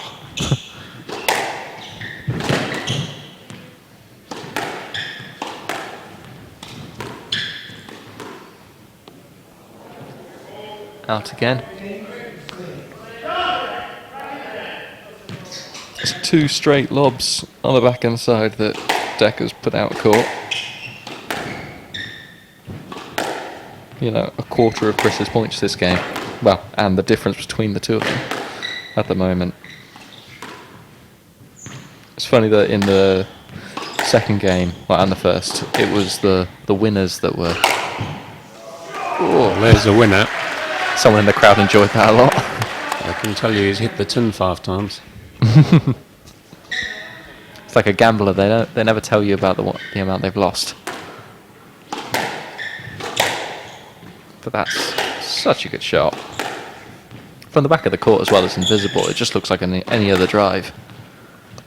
But it goes forward, hits that neck and stays so much further short to where you would expect it to go.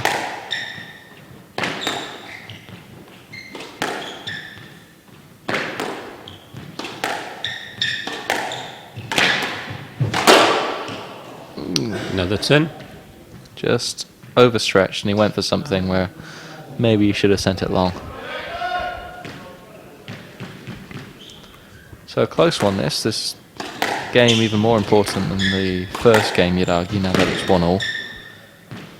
Big difference, isn't it? Oh! What? It's called not up.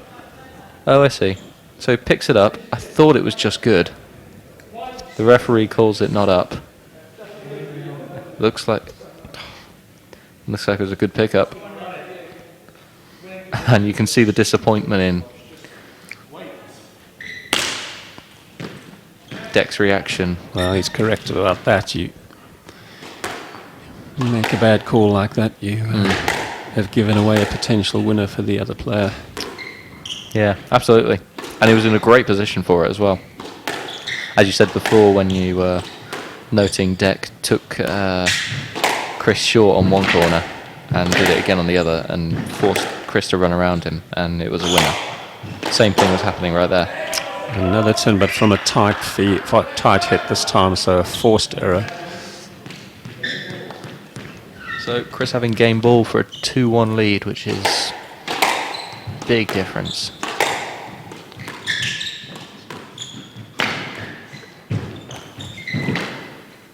Oh, it's a lovely lob to get out of trouble.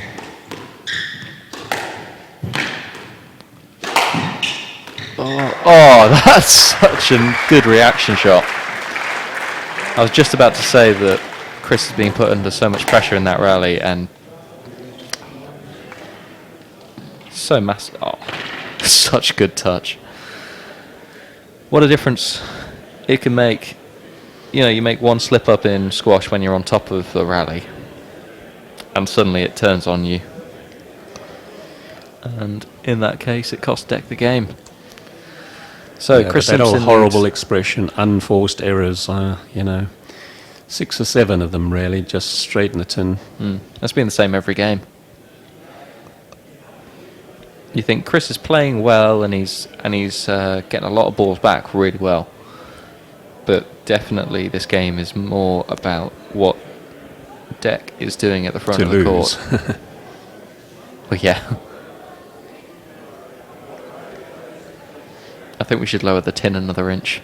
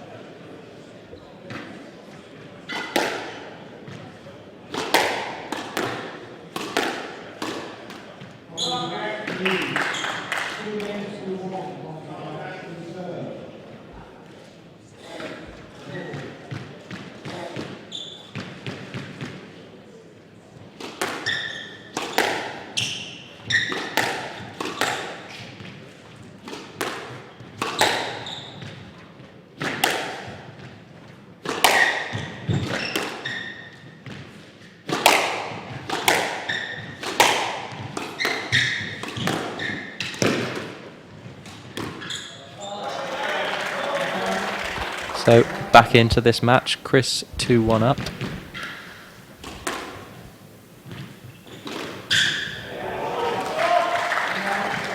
Nice little hold, a delay, and then A taxi. yeah.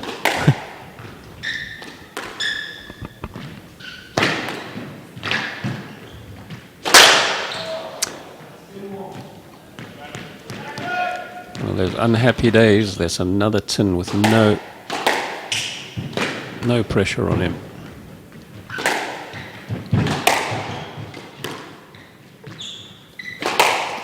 So we can confirm to you that, as it stands, Nottingham are 2-1 up in this fixture. Really, Richie Fallows took that last that match on the other court, 3 games to 1. Last game 11-5. That is the kind of squash that Deck needs to play if he wants to close it out for Nottingham and extend their 10. Did you know it's 10 games in a row they've won at this point?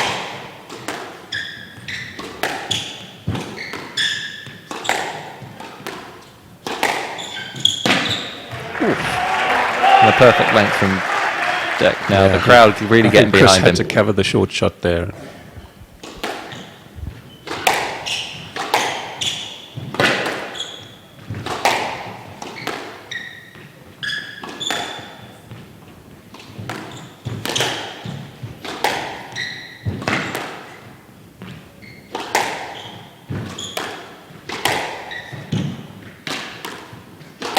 sides.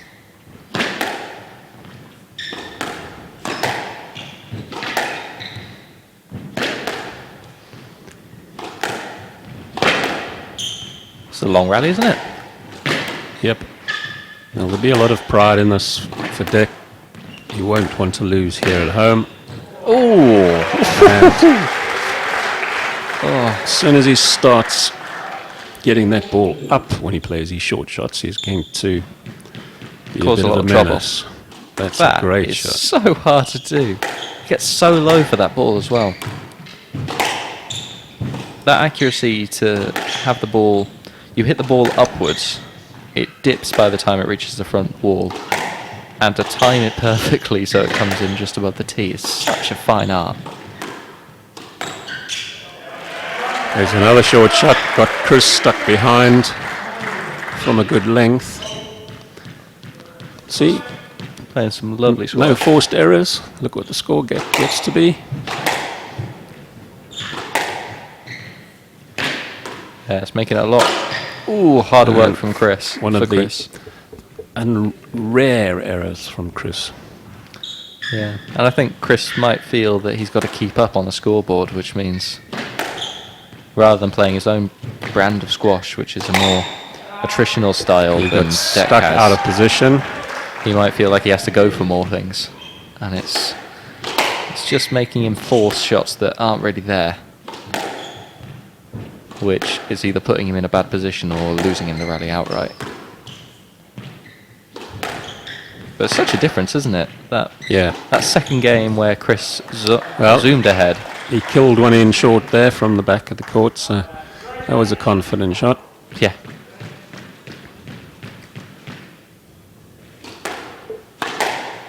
So, such a good shot. He's just catching that nick there. Oh, there's another one.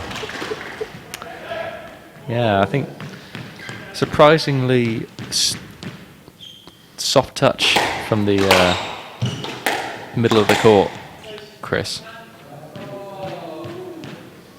with that shot. Got away with that a little bit.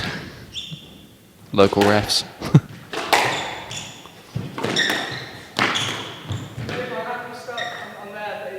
I think that'll be an. Oh, that wasn't Declan's fault.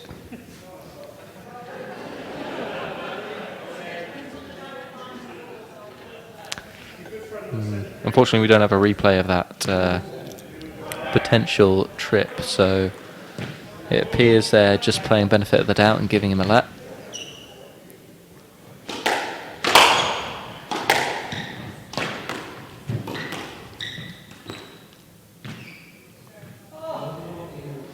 Ooh, that's maybe cheap. He didn't even. Yeah, I agree.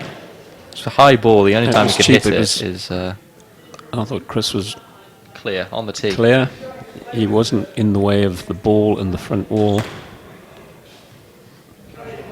Yeah, and I think by the time that Deck could have hit that shot, he had definitely cleared, but stroke being given. It's hard to tell, isn't it, when you don't have a video replay, which the refs do not have available, unlike the they do on the PSA World Tour. Of course, what was going to be very interesting is if Chris defies both of our predictions, which he already has, but if he wins the match outright.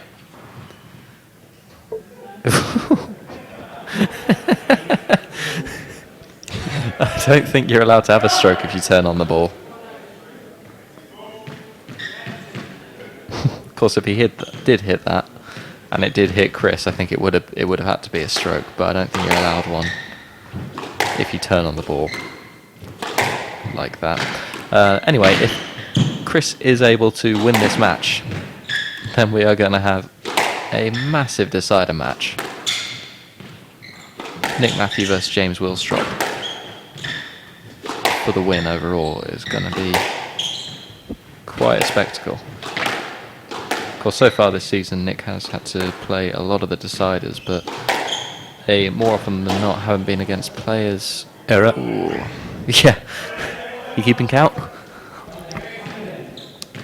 So, he's had a great first 2/3 of the game, Just got to keep it up and finish the job now. and that was error-free.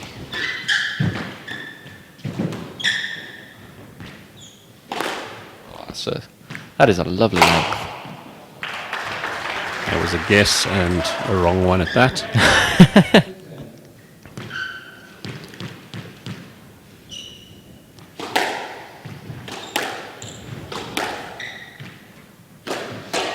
And another 10. Same shot as it was 2 shots ago. And now from 8-4, was it? Chris has gotten himself within 1 point. Yeah, Chris is, if nothing, a big fighter. Yeah. It's a brutal game, this. You know, lapse in concentration of about a minute for Deck has lost him 3 points. That's a great lob in that trouble. And Chris. He's right back in the rally after all of that scrambling.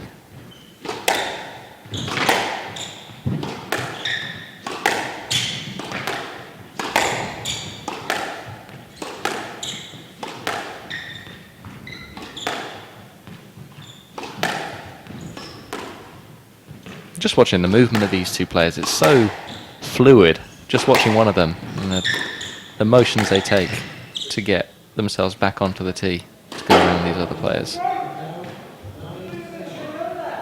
Was that a stroke? That's an interesting decision.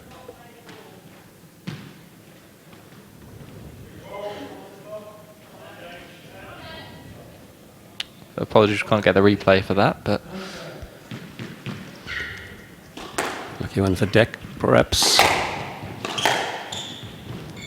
one day we might have the staff to get a should have gone to Specsavers graphic for if the refs make a bad call.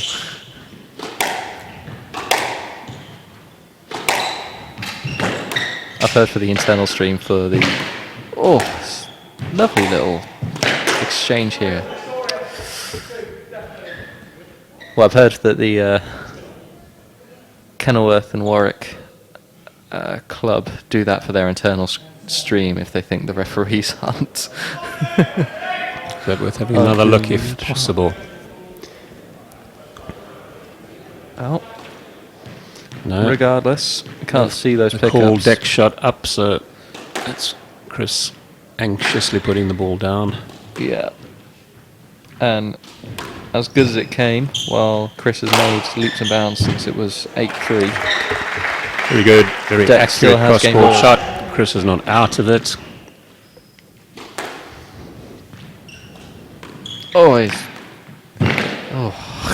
I can't speak. Just makes me so nervous.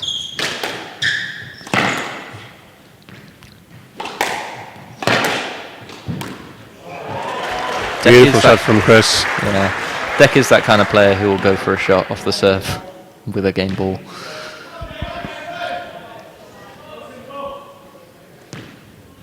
You can hear the Pontefract crowd out here in force tonight, cheering Chris on.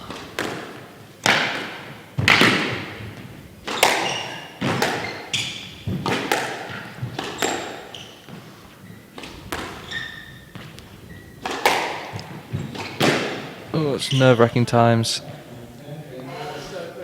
So Deck needs to put the pressure on and create the space and have the patience, all of those things before he goes for his amazing shots. But he goes for one anyway. Yeah, he's giving away a stroke.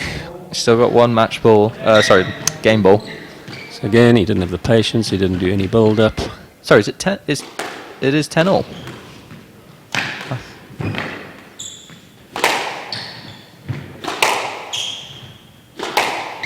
If it is, I thought it was 9-10. I may be mistaken though. Ooh. That's Yeah, that was interference. got to be a stroke. That was definitely interference.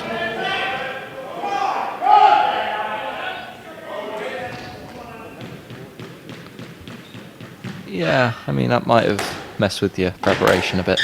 Yeah, it's interference with it. So, another game ball for Declan. If only that point had come one sooner.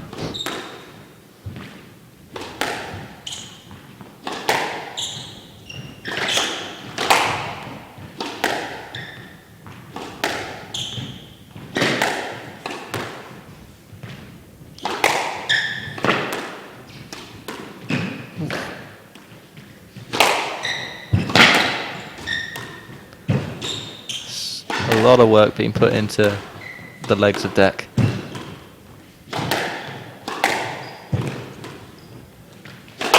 Now the rally switches, and that was lights out. So 2-all. very, very hard for Chris to cover that last one. He's got to come up on deck and worry about the down the wall, and he committed. Yeah. Don't blame him, it's the right Good shot. shot by That's where Deck, the though, space because was. the hard whipped cross court. Yeah. Great choice from Deck. Really showed one shot and played the other. So now we've got an ace match on our hands. And the winner of this, well, doesn't quite decide it, because if Deck wins, it's over. But if Chris wins, then it goes to the next match. But a very important fifth game coming up for Nottingham, University of Nottingham.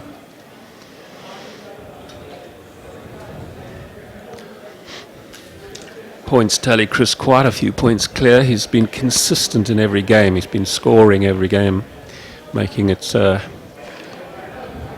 consistent. But Dick gave away 2 games with loads of errors. No kidding. If we gave it on points alone, we might well see Chris got more.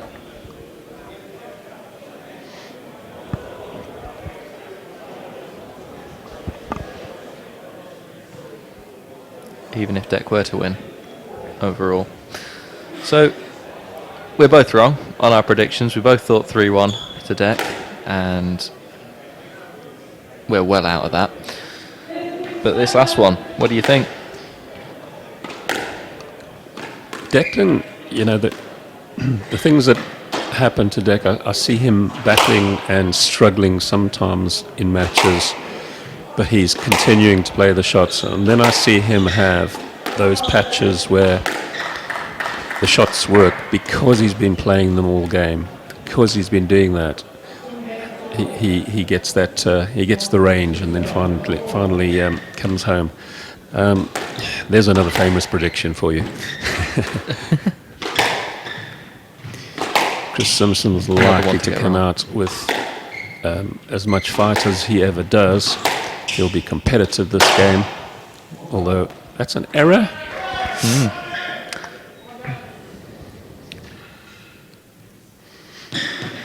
It's just someone from the crowd shouting, "Come on, Nick," who is not currently playing, which is fine. That was just somebody saying Deck with too many beers inside of him. Oh, I see. Missed that.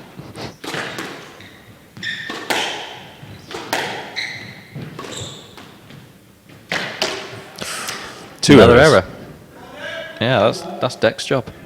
I was going to say at the start of this, Chris has been nothing but consistent over this match, but potentially 40 minutes into this match, maybe just slowing down a little bit. Of course, I say that after 2 errors in one game. Maybe a little bit early to predict. He's 8-4 down in the last game, and he came right back there. And yeah, and I think with a little bit more it's one of those oxygen things in that his Deck lungs, is going to have to win it. There's another. I think a fairly consistent thing has been that Deck has been firing those balls into the front. That was another combination of 2 short shots, one little short angle burst as it came up, and he dropped. So good at that. And another short shot. Yeah, he knows his opponent is stuck behind him, just takes it short. It wasn't even a particularly good shot, but his opponent was so far back, stuck behind him, it didn't matter.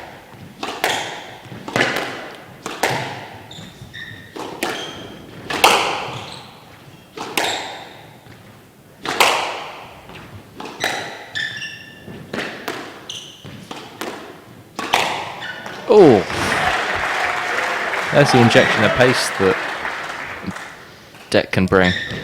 Of course, that another Just didn't game. know what to cover there, and that kill was amazing. So accurate as well, close to the tin.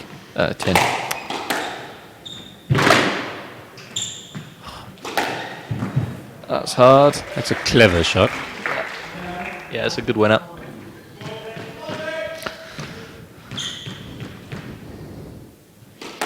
Well, Deck has got himself a good lead in this 5th game.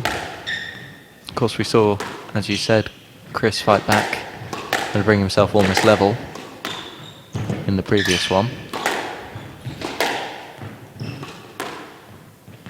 So it's a question of can Deck hold his nerve.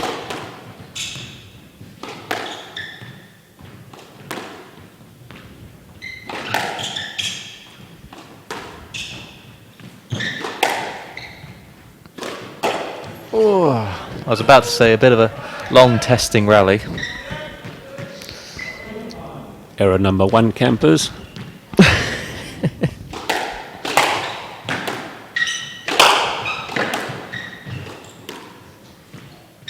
Such tight work from an overstretched position. Error And number that, 2. he had such a chance there. On the other side, he played a superb volley kill, but that was the other side of the coin for Tech.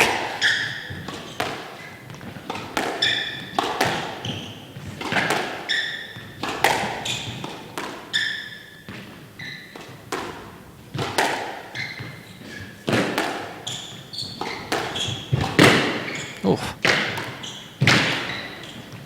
Nice get, but oh, these two need to stop clipping the sidewall.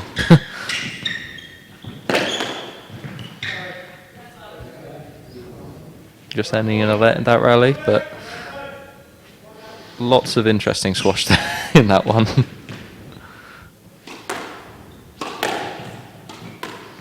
Careless, loose. Yeah, both of them saw the opportunities and just tried to make the most of them as quickly as possible. And it was rushed and a snatch, and nothing went in the tin, but nothing went to the back of the court, which is where the winner was.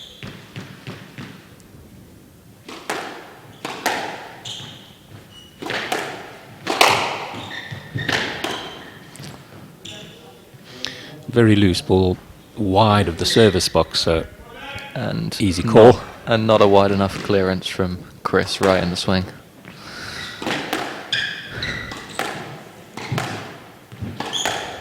You know, I really think Deck has to keep the ball on the left-hand side of the court. I think he... Oh!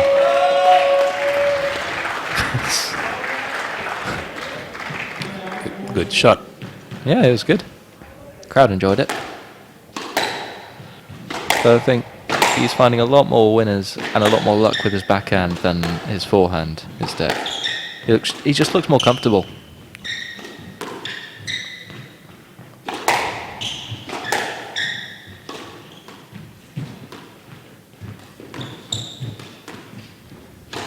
This is a testing rally for both of these guys.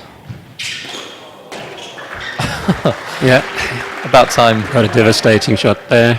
About time Deck got one of those of his own. I mean, he's sort of acknowledging a bit of luck, but it's not necessarily a bit of luck. It's just right on target. Yeah. It's right where it needs to be. Sometimes when you're the opponent, though, and you feel that's his 7th point, why does he get it now? Well, that's a good one from Yeah. Deck. Yeah, and that's just rolled out the neck. So this game, you look, Deck's accumulated quite a few winners. Yeah, in he's this come in game. waves, hasn't he? Just the 2 errors, but quite a few winners. And He's come in a bit of waves because he set out his 5-1 and there's a tin. start. Chris got a few points in a row to bring it back to, 3-5. And Deck stormed away to And then another 8. butte from Chris. Yeah.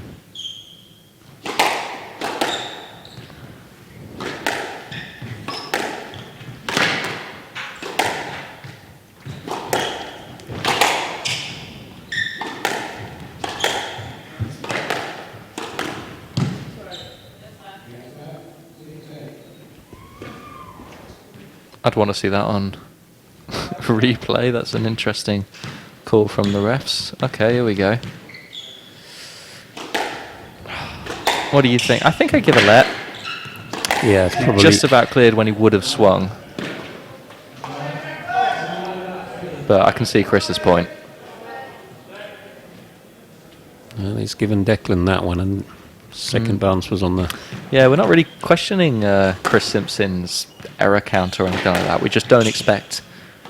We're not. All the question we've both been asking is, what's Deck gonna do? Oh, That's perfect length, and with good reason because he can do stuff like that. But of course, Chris has hit a So few in this game, you see, outright winners. eventually Deck just finds it, and although he's made 3 unforced errors, his points tally is great from winners. Yeah, this is a nervous time for all the Pontefract fans out there.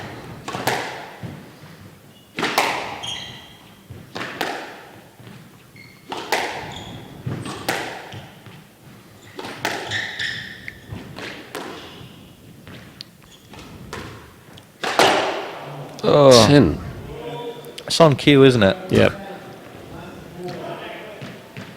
I almost think Chris should just start hitting, putting balls in the just high up, because Deck's gonna go for him.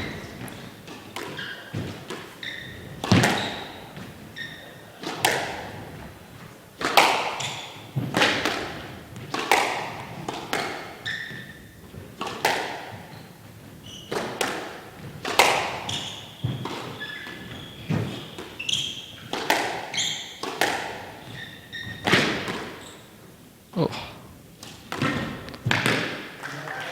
Not up.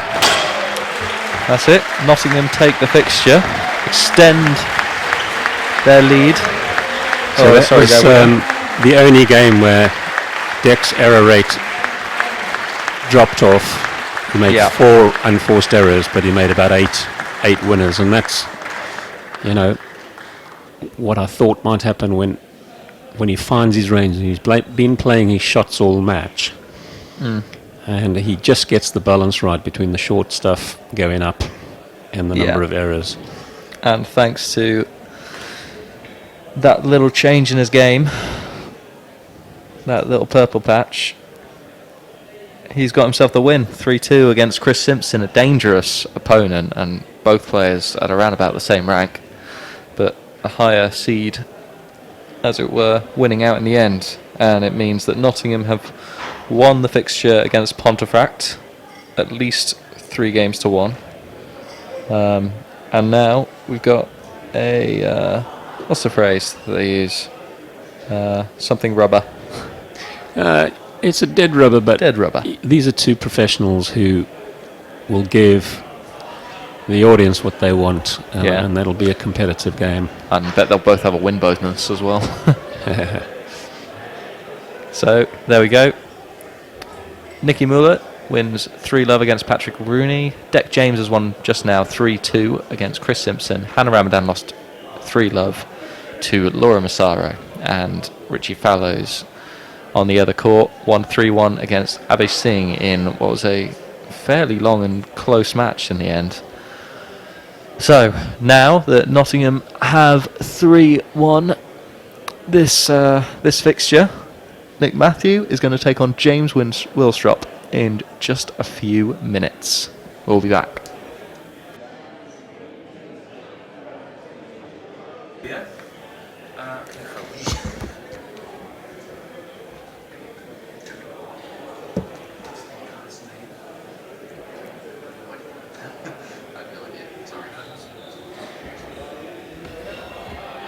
There's a little bit of a delay between the sound and the hitting the ball.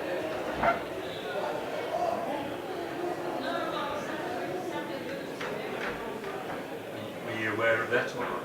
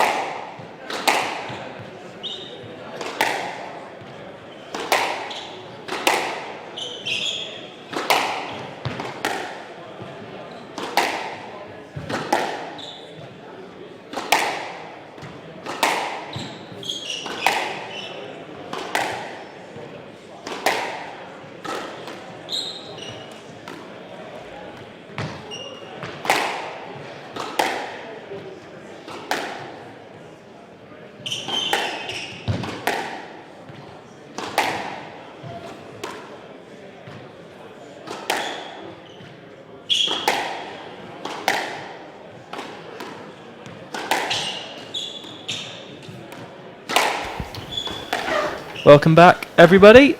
Still here with head coach at the University of Nottingham, Rich O'Connor. So, on to the main event tonight.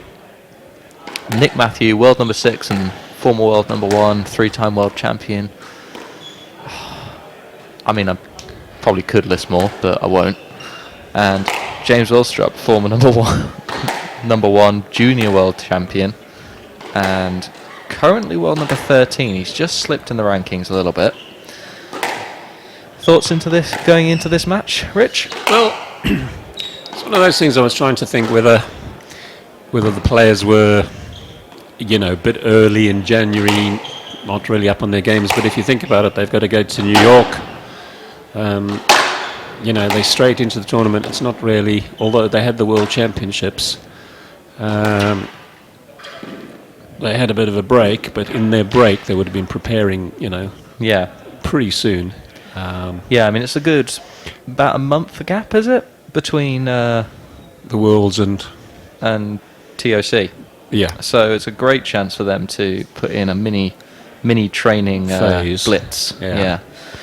So this will be a great chance for both of these players to play against. Well, these two top talent. They both got families now.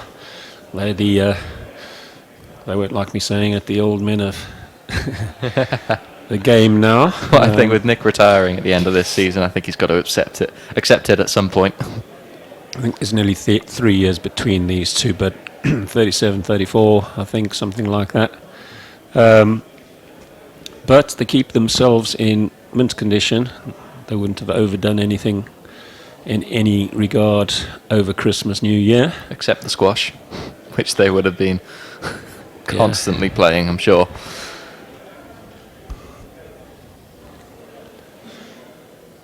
Now, these two have previously met in the PSL last year at this venue.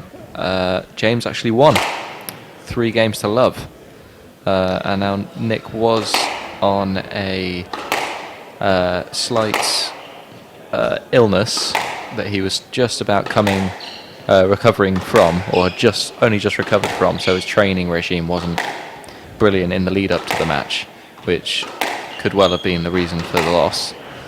And it just preempted as well the win that James got in, I believe it was the Tournament of Champions last year, against Nick, which was 3-2 in the end, and the first time that he'd beaten Nick in about 10 years prior to that on the Professional World Tour.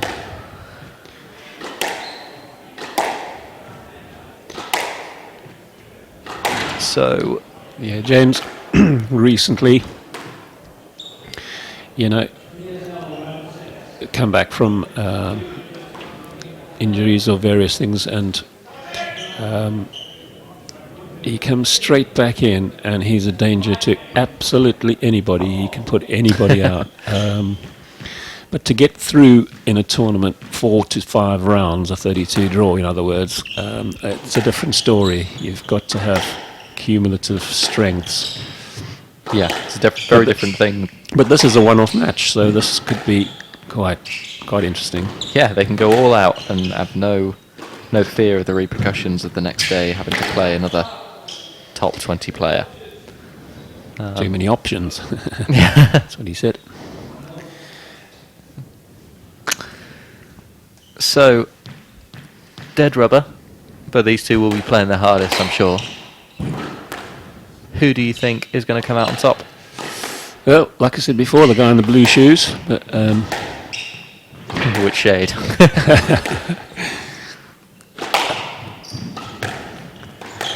I've got to say that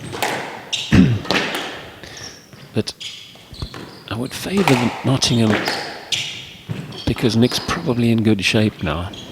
I have to say, watching him at the World Championships, he was the only player. I mean, if you listed some of the players that the eventual winner Mohamed El Shabaghi played in order: Mezen Hesham, 1-3 love.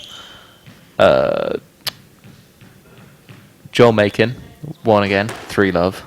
Rami Ashur, 1-3 love. 3 love. Nick Matthew he then played. No, was it Nick Matthew? Yes, it was. Nick Matthew he then played and won 3-1. Greg Gaultier, the current world number 1, he beat 3-love. And only in the final did someone manage to take 2 games. So Nick was the only person out of Ramy Ashour,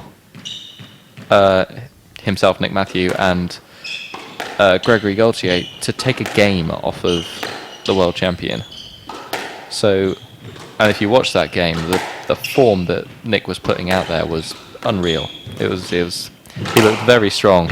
It was just Mohammed is almost untouchable right now. That was very early pressure from Nick. Again, one of those double short shots.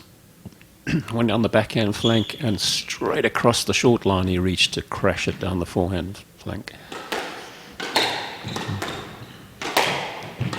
That's his style, isn't it? Yeah. Just very aggressive on the tee. Unless it goes incredibly high up, he won't often let a ball go to the back of the court.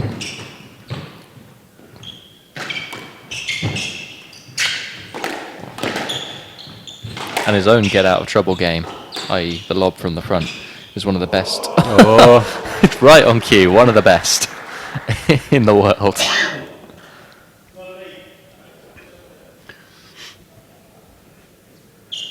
Although I don't think he practices that shot. Oh, that gutted Oh, what a reaction! straight kill on the return of serve volley. Oh, not reaction, a response rather. You saw the look of the deflated look on James's face when he lost to that lob. But that is a great response. Oh, he's done it again. Oh my.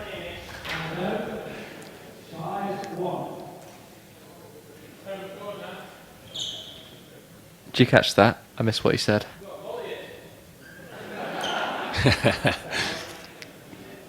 Giving James a lesson. You've got to volley it.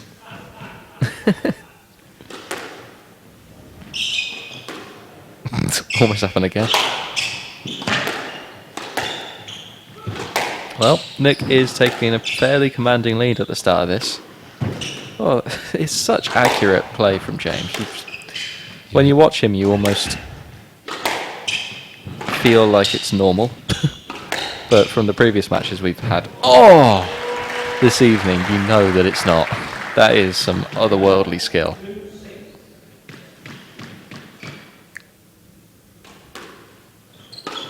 Look at the technique, it's so short. That ball stays so short and hits so close to the top of the tin.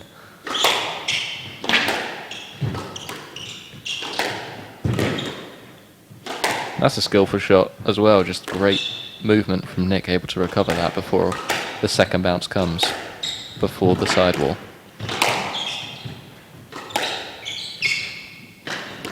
James, of course, is nicknamed the marksman, and he's accurate, but in an aggressive way that is much different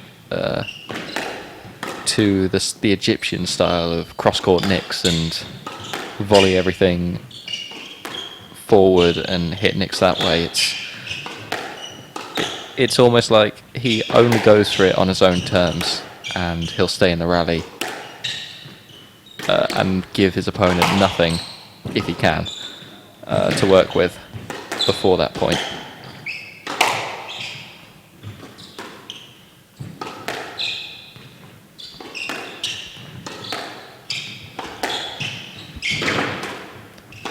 You see the way these players use height to get themselves out of trouble. There wasn't much intent from either of them to carry on with that, really. I think James had to have a little breather.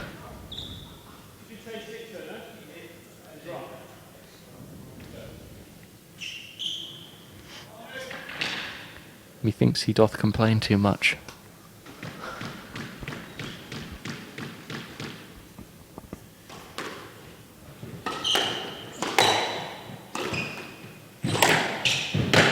Oh, it's a lovely, well straightened. I I think Nick was half anticipating that, but it was unbelievably good. Yeah. Not even a hint of touching the sidewall. Just drove straight through to the back.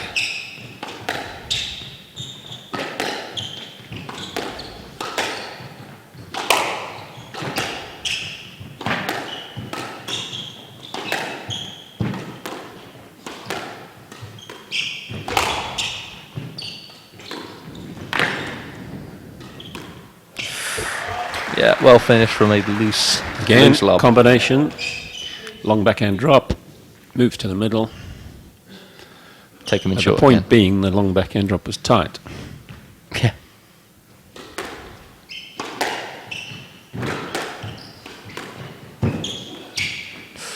A lovely counter drop.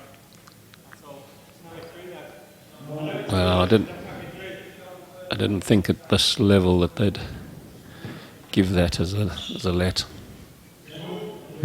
Expected to play through. There was a good hint of a line to the ball there.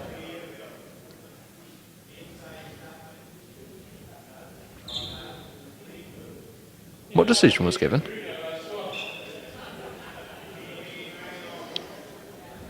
If I was a cynic, I'd say that it's a nice little breather for the two of them.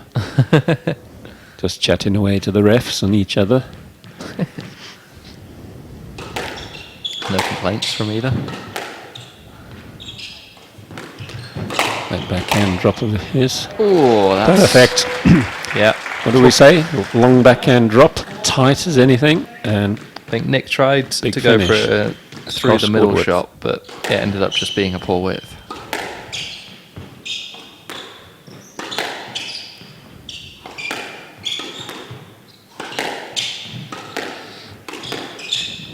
So much volleying up and down that backhand side.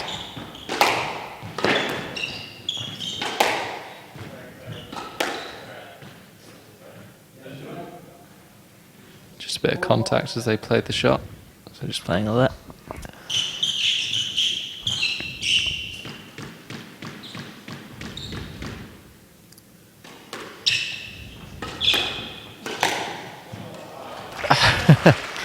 clean winner. Yeah, loose ball just put away. No setup needed. And an error. I think, is that his first? Probably. I should be better about this. It's not an exam yet. I know it's exams this month, but Yeah, I'm focusing on other ones. I've got no room to be a good commentator. Well, at least a good coach. Oh, that's so invisible, but he read it anyway. Well, there's error number 2 at least.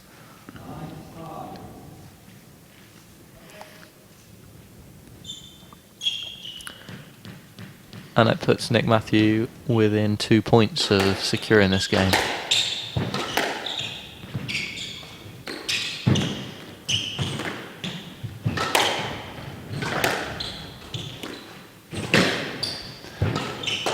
oh, and his error. Yeah, you can see he's annoyed at himself for playing that shot. This wasn't necessary.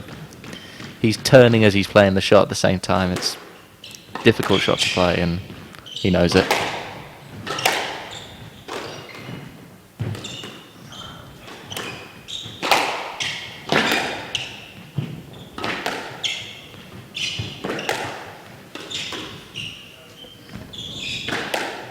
Perfect lob again from Nick.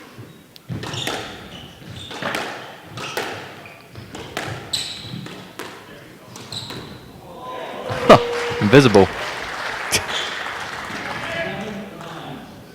Yeah, lovely.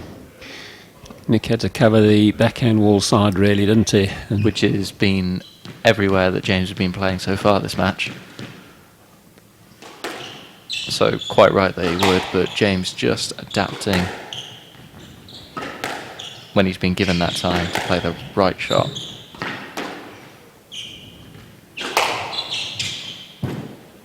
oops. Well, it's getting his own back with a lucky little hop in the corner there. Yeah. Good shot from James, though. Brilliant length.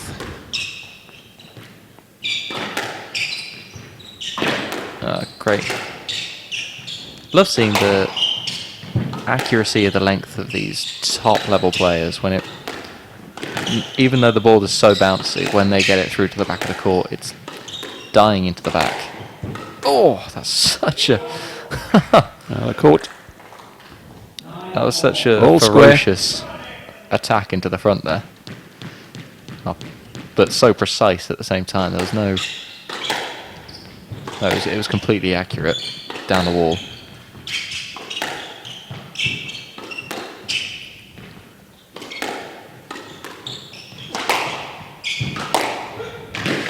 Oh.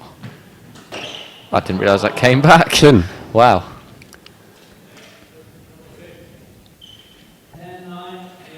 Wow. So Nick Matthew goes from 9, did I say 9-5 up? And he's given up 5 points in a row to James, who now has game ball in the first. Albeit James playing incredibly well, but it's surprising that Nick lost those points in quite That's such a a good quick shot. succession. So now into a tiebreak. There's that. There's that winning shot. Yeah, No, that's short. it's just too good. And James was out of position by his own doing. Yeah, sent him the wrong way. There's that change of direction again. So that's James now 11-10, another game ball. I promise you it is. The graphic is just needs Mistake. adjusting. 11-all.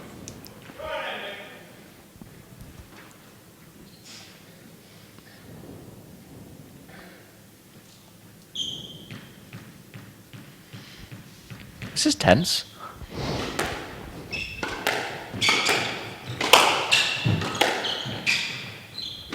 Mentally, this is such an important game. If you get the first, you're just that much closer. Oof. It's a good recovery. Yeah, it's Again great with lob. height. Plenty of height, and it's so straight as well. Great to get that level of accuracy of that. Wow. Tricky. Oh, that's such a horrendous boast and so much power. James is really using the variation so well. Oh! Now, on the end of this game, there's 3 errors from James. What happens now? How much money would you have put on James Willstrop to finish that rally with that drop shot? He came right back up to game ball, and then he puts 3 errors in. Wow.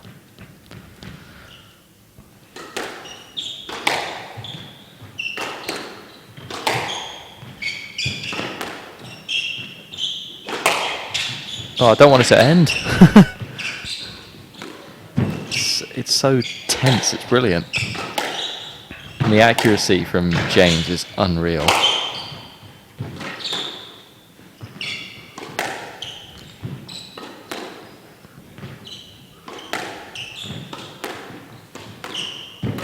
Oh, it's not like either of these players are just hitting the ball back to each other. It is true credit to their shot playing abilities and their incredible movement.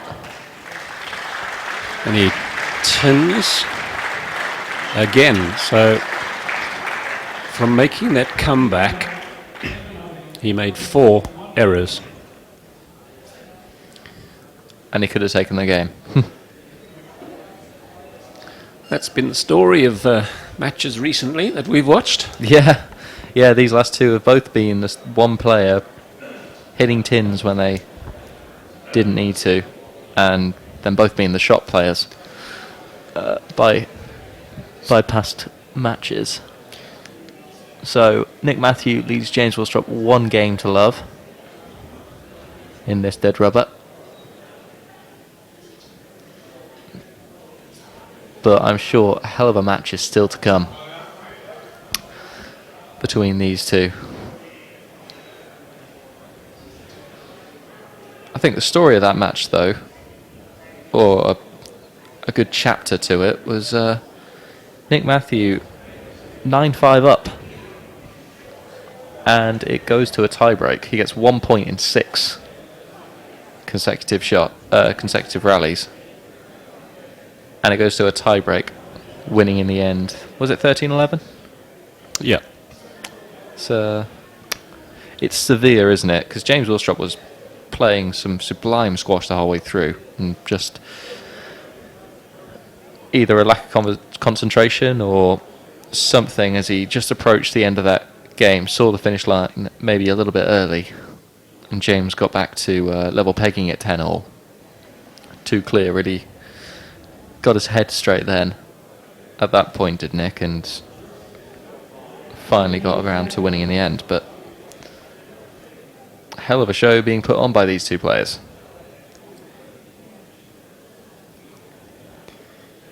Yeah, James's long drop shots, and they could both sides, but the backhand in particular, because Nick Matthews is so far up the court, he makes an absolute art of being able to fetch that long drop shot. Yeah. And he plays a very careful drop, or he actually sometimes has to just scrape it up high and get out the way.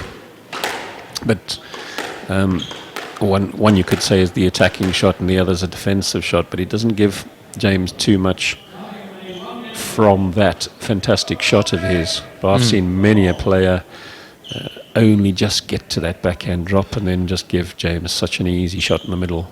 Yeah. So when you watch James taking on the backhand, see what he does to.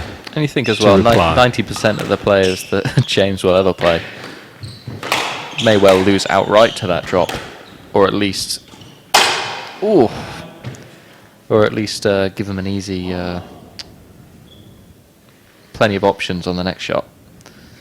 But Nick Matthew has mastered the art of the lob, so he can get himself out of trouble so well, so often.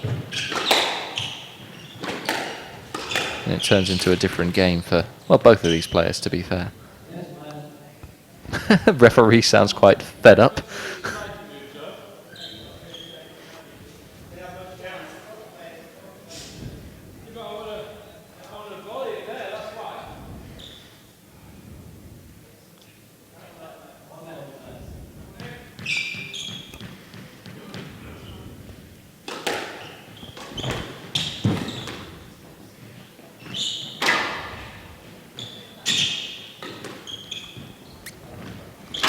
Again, quality lob of.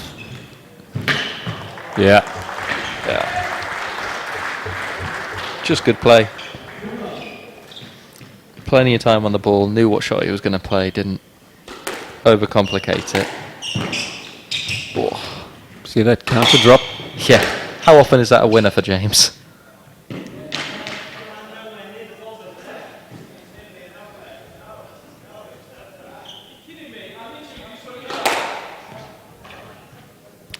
No love lost between these two teammates when they play for England, but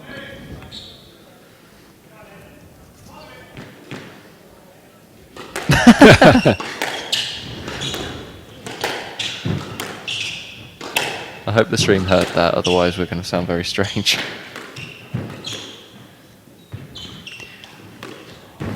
There he's covering the backhand drop again.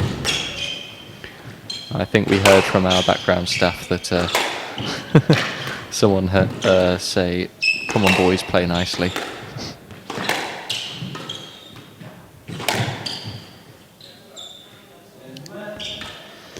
Nick wanted a cheap-ish point.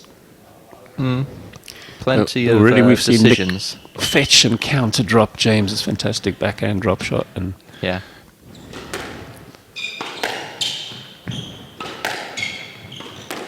I think James would be unlucky not to get a game tonight.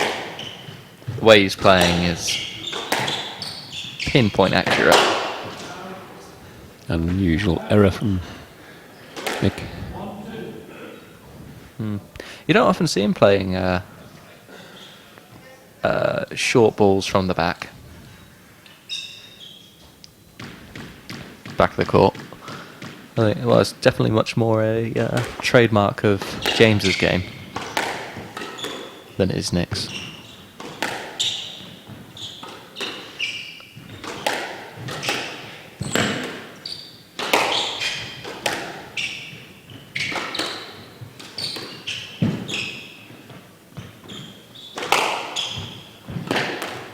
Lovely line.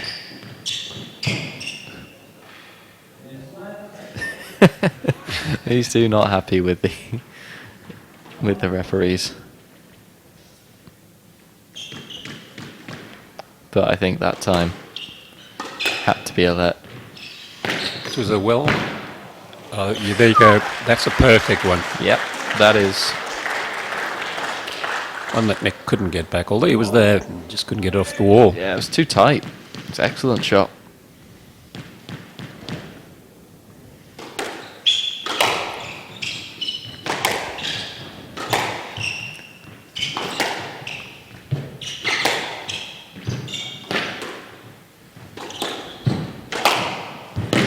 Oh, that is good width. so good.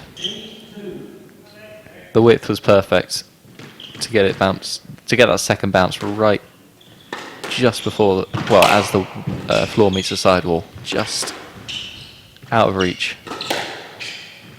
You can see the frustration on Nick's face at the end of that replay.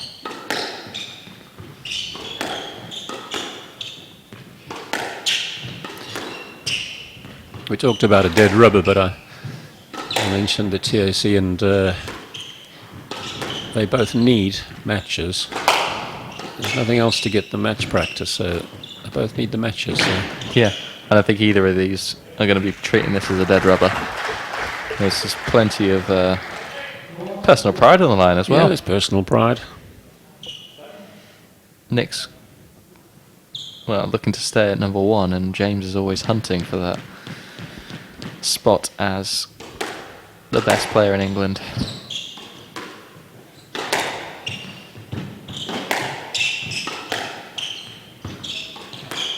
And I think if you could go into a tournament knowing that you could beat Nick Matthew just a couple of weeks prior, I think you'd be feeling pretty good about yourself.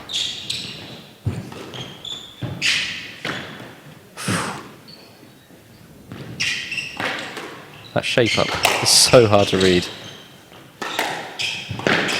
for that drop shot that James played a few shots ago. Good catch. A tight, Probably pay a let. tight shot down the wall.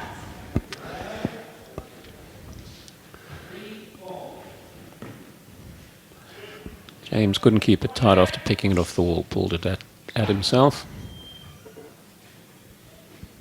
I reckon they should have played a no let. Not enough effort. Should have hit it out James's hand.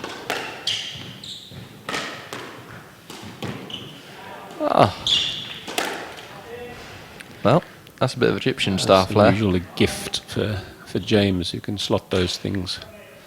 You don't see him play him though that often, do you? It's not his style of accurate, is it? Those cross-court volley nicks. Another mistake. Are you counting for this game? Not yet. I don't think it's significant in this game. I think it's pretty even. I think Nick's made an error or two, and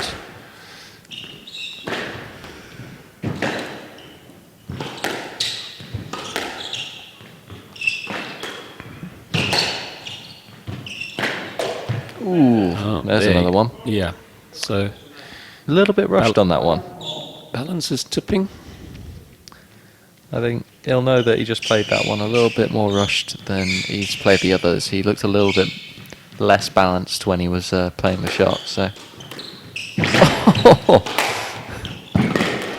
I think Nick's going to learn a lesson after that serve. Don't mess with James's reactions. God, this is credit to these players. After that topsy-turvy, typically, after that topsy-turvy beginning to that rally. That's such a fetch, that. Yeah, he's well clear. He's not going to get any point for that. Yeah, I think it was just that his racket Put rubbed up off a little against. bit, maybe. I think his racket just rubbed up against James as he was trying to prepare for the shot, so probably just wanted to let as well because he wasn't sure his preparation was all right. So fair enough to ask, fair enough to get. That's a good serve. Another mistake. Now it's getting significant.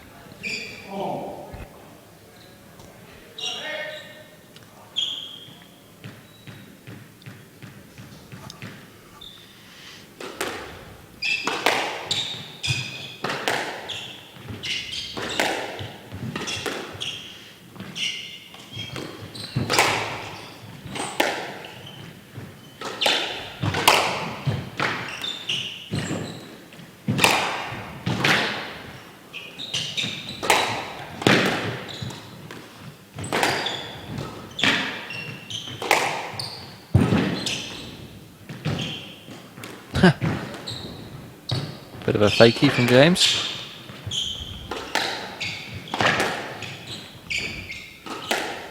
I'll be honest, I can't remember the last time I've seen James play a fakie shot, like around the world or one of those style. Quality counter drop shot. Yeah, you can hear the shout from Nick as well. Very happy with that. There's that This is counter such a drop. good tactical shot. So good. Very good. No, about those round the worlds and trick shots that James plays, I can't remember the last time it's worked against someone higher ranked than him. Yeah, that's such a good long drop. Everyone at that level, of course, reads the game so well, but yeah. So James made 4 errors and he's still 7-all. If he hadn't, he'd have won the game now. Yeah. It's one way of thinking of it, and it'd be convincing as well.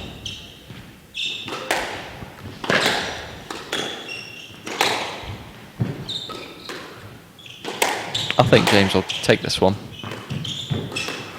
I think he knows about how he's annoyed himself at how many errors he's played, and he won't play them again.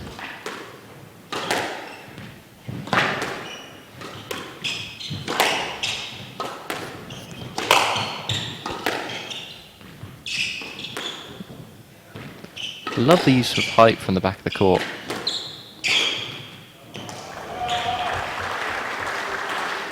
Yeah, it's a great shot from Nick though. Yeah, James a bit blocked. He's got the middle of the court, there. yeah. And that volley boast is such a hard shot to execute, but he does it so well.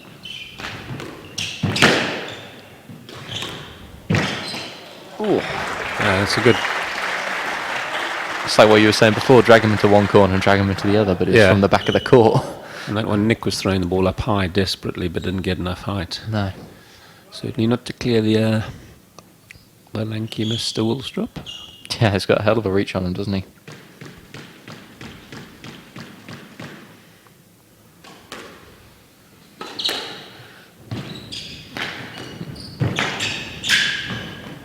I think the style of squash that James has is,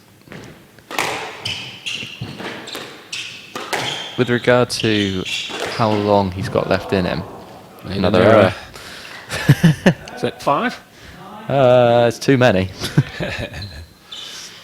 The style of squash he plays, though, it doesn't take necessarily fitness to stay as accurate as James is. So I think he's got plenty of years left in him on the World Tour, because that physical style is less of a feature in James's game than it is in Nick's.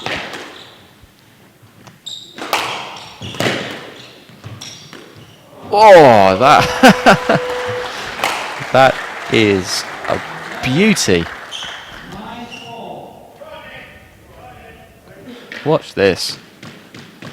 That is straight in the nick. Rolls out. No Heavy- time to heavy move the ball. shot. Now, if only could stop hitting tins. Now, here we are, 9-all. Let given. I think I'm agreeing with Nick on that one. That ball is tight.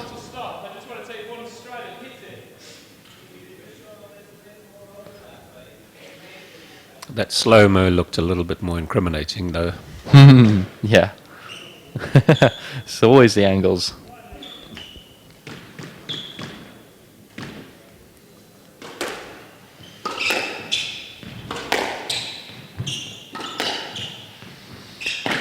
So, first game was a tie Mistake. break. Another mistake. Yep. 6. Nick Matthew has won 3 rallies. And James has lost 6.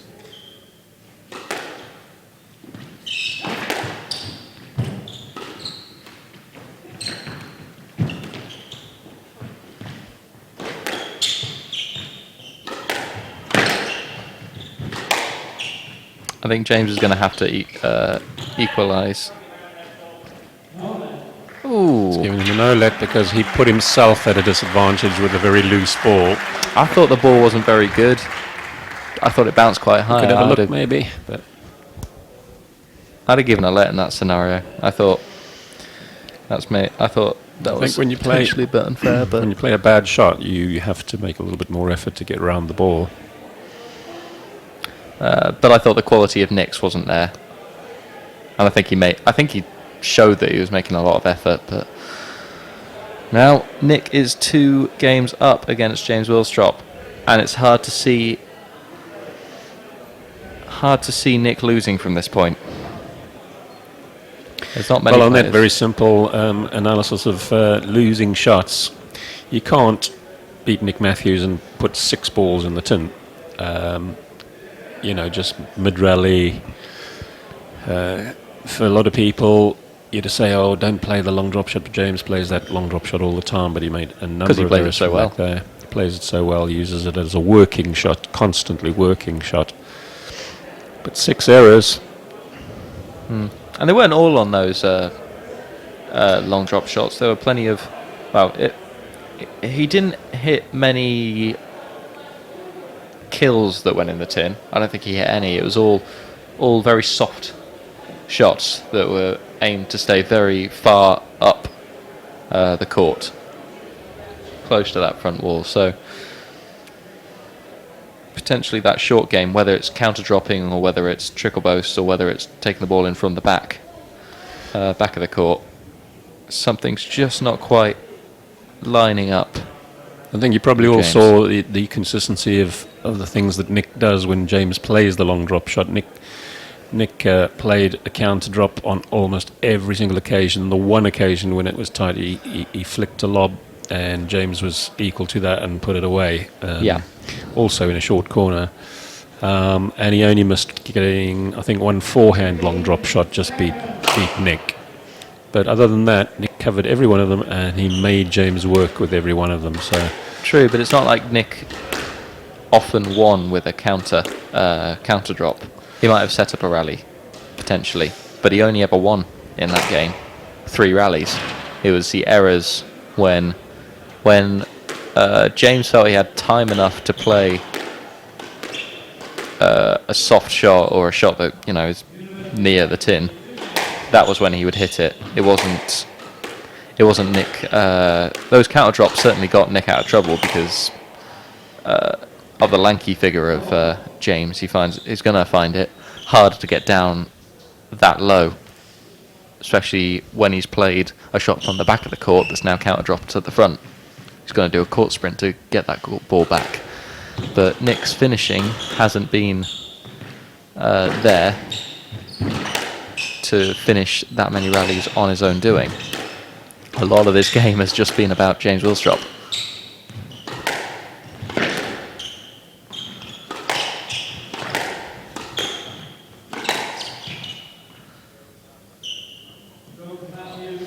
Ooh, come It's a on. bit soft, that. Questionable reffing tonight, I think. It's been a very decision-y game up to this point. Plenty of lets being given. In the first 2 games, and now I'm sure that decision must have been given before as a let. That's a great shot from Nick. Yeah, just as I was saying. Who about says he the, can't hit winners? Not me. It's not like it's on record or anything.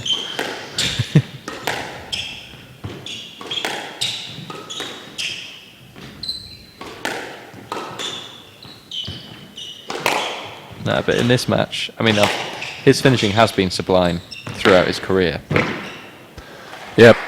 A good deception on the approach, because he could have hit that one hard, and that's one that Nick couldn't cover.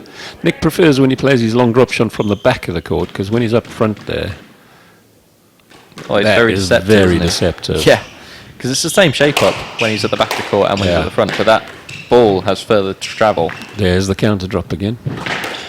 Such a good lob. You see the amount of work that Nick is doing when he's lunging into those back corners just to get the shot back before it hits the back wall in a way that would make it more awkward.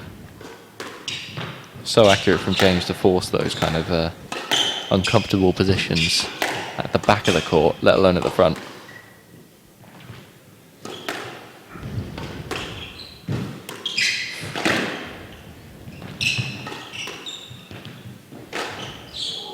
Ooh, what happened there? Might have hit Nick.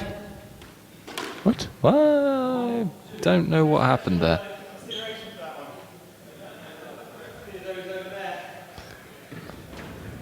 I don't even know what happened. He dragged his backhand across Nick. But, I mean, for me, that was a stroke to James. Yeah, there's not room to swing.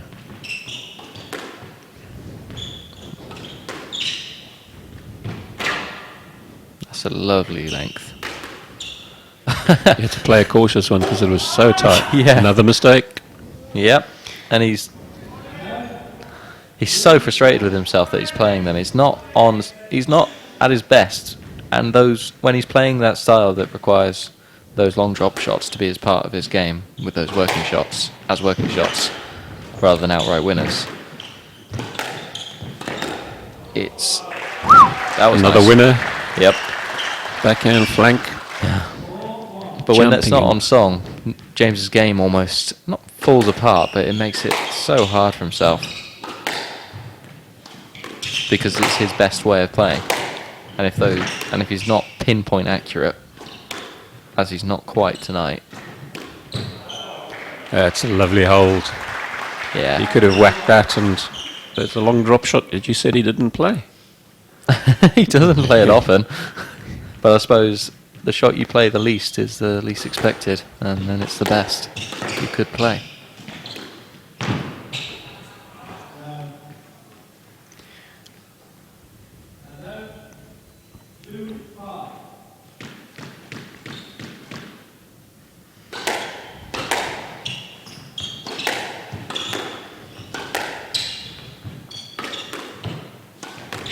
Oh, that's such a nice shot.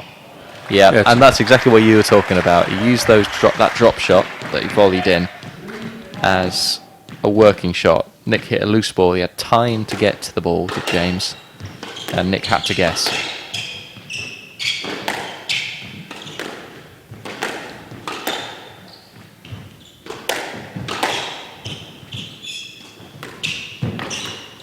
That's nice. Working into the sidewall.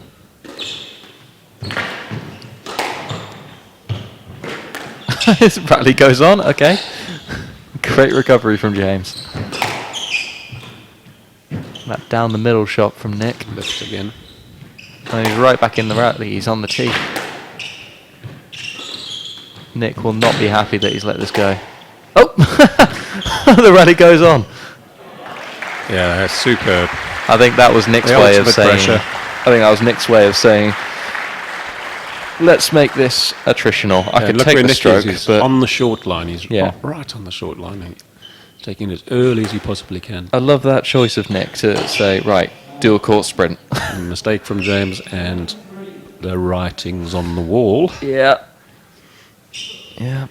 I mean, James Willstrop will just not be happy with the way he's played tonight. It's not been a good day at the office for James Willstrop.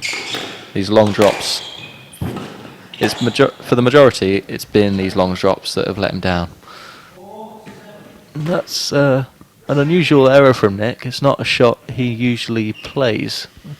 I think he was doing fine letting James make these errors rather than trying to force a boast which he doesn't usually play.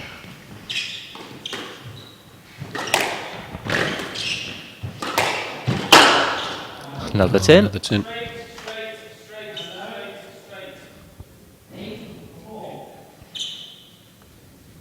Right, so will James make a comeback like he did in the first game? How many letters would the word have? Sorry. What? Make a comeback? The word yes or no? Oh.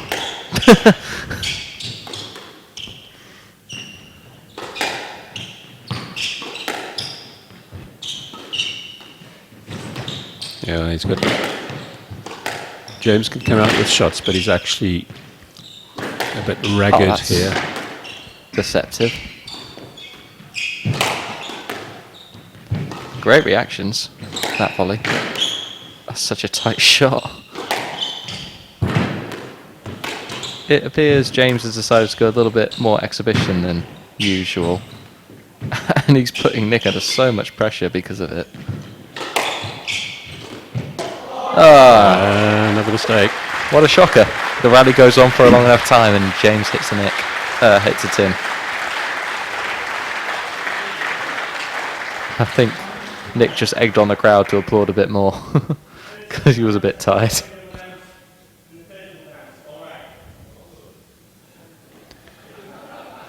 I think that James was lining up question marks around different shots, different pickups. Yeah. All good, called by the referee though. I don't think I had any question about. On this those form, shots. Nick looks as though he's in match shape. Yeah, very good shape. In good shape for... This kind of form, you have to wonder why is he retiring.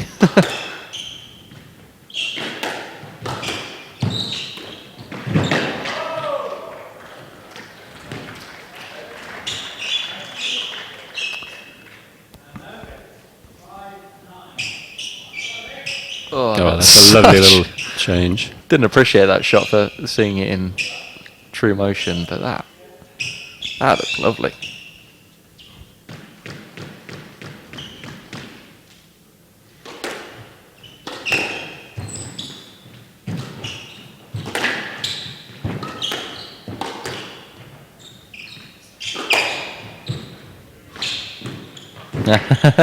Deceptive drop shot. Drop shot, drop shot. This is silly. Oi. Oh, this is... Oh my god. Shot of the month.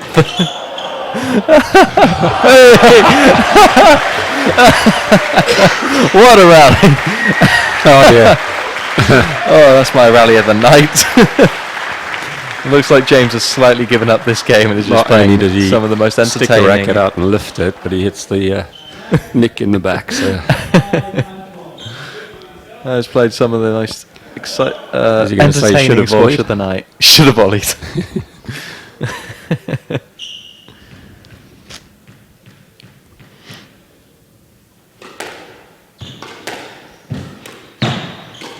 lovely reach across the middle. Yeah. Oi.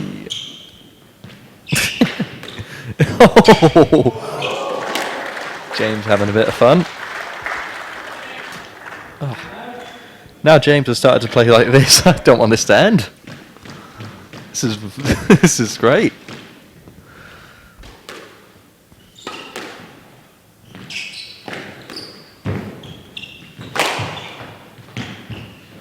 Shot.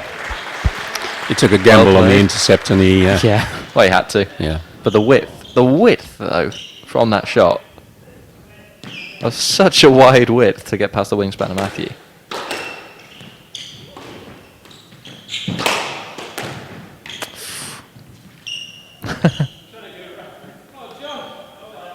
Oh, no let. No let given. Don't know quite what John Mazzarella has seen there to give a no let. I think he's made quite a lot of effort to try and get to that ball. Hasn't exactly had a line through. But now, 8-10. Never mind. That's it. Never mind. 11-7. I was about to say James looks like he's in with a chance then, but some amazing squash coming out at the end of that match. That's a definitive victory for Nick. I think he's in good shape for the next tournament. James has got to tidy up a lot of those errors. I think tactically he's not using those shots of his in the right way. That's for me. I think if your opponent's got that long drop shot covered, you've just got to be a little bit more wise when you use that. That's me saying something about somebody who's been world champion, but maybe he's just got that balance a little bit off. And when you're hitting the tin on top of that, no good. It just compounds, doesn't it? You are not going to get to a semi-final. Yeah.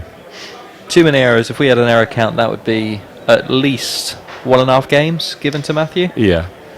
Of those three, so probably half of Matthew's points, maybe more, were down to with James Willstrop's errors. But in the very end, some very highly entertaining squash from these two players. But in the end, Nottingham has beaten Pontefract 4 matches to 1. Nicky Muller beat Patrick Rooney 3 games to love. Declan James won 3-2 against Chris Simpson. Hannah Ramadan lost 0-3 to Laura Massaro. Richie Fallows won 3-1 to Abby Singh. And Nick Matthew won 3 games to love against James Willstrop. Thank you Nottingham very will much. top the points table as we move forward, although Birmingham caught up a little bit. Yes, they will. I believe Pontefract will Still retain second position, I think. Yes, I think they lost it the other night when Birmingham have already played their match, which put them in temporary second place. But Pontefract have retained that second place position in the standings, which puts them in good stead to reach the semi-finals as well as we enter the second half of the season. At any rate, thank you very much for joining us. I've been Sam Jones. I've been Richard O'Connor. I still am. We will see you next time on the PSL. Thank you. Good night.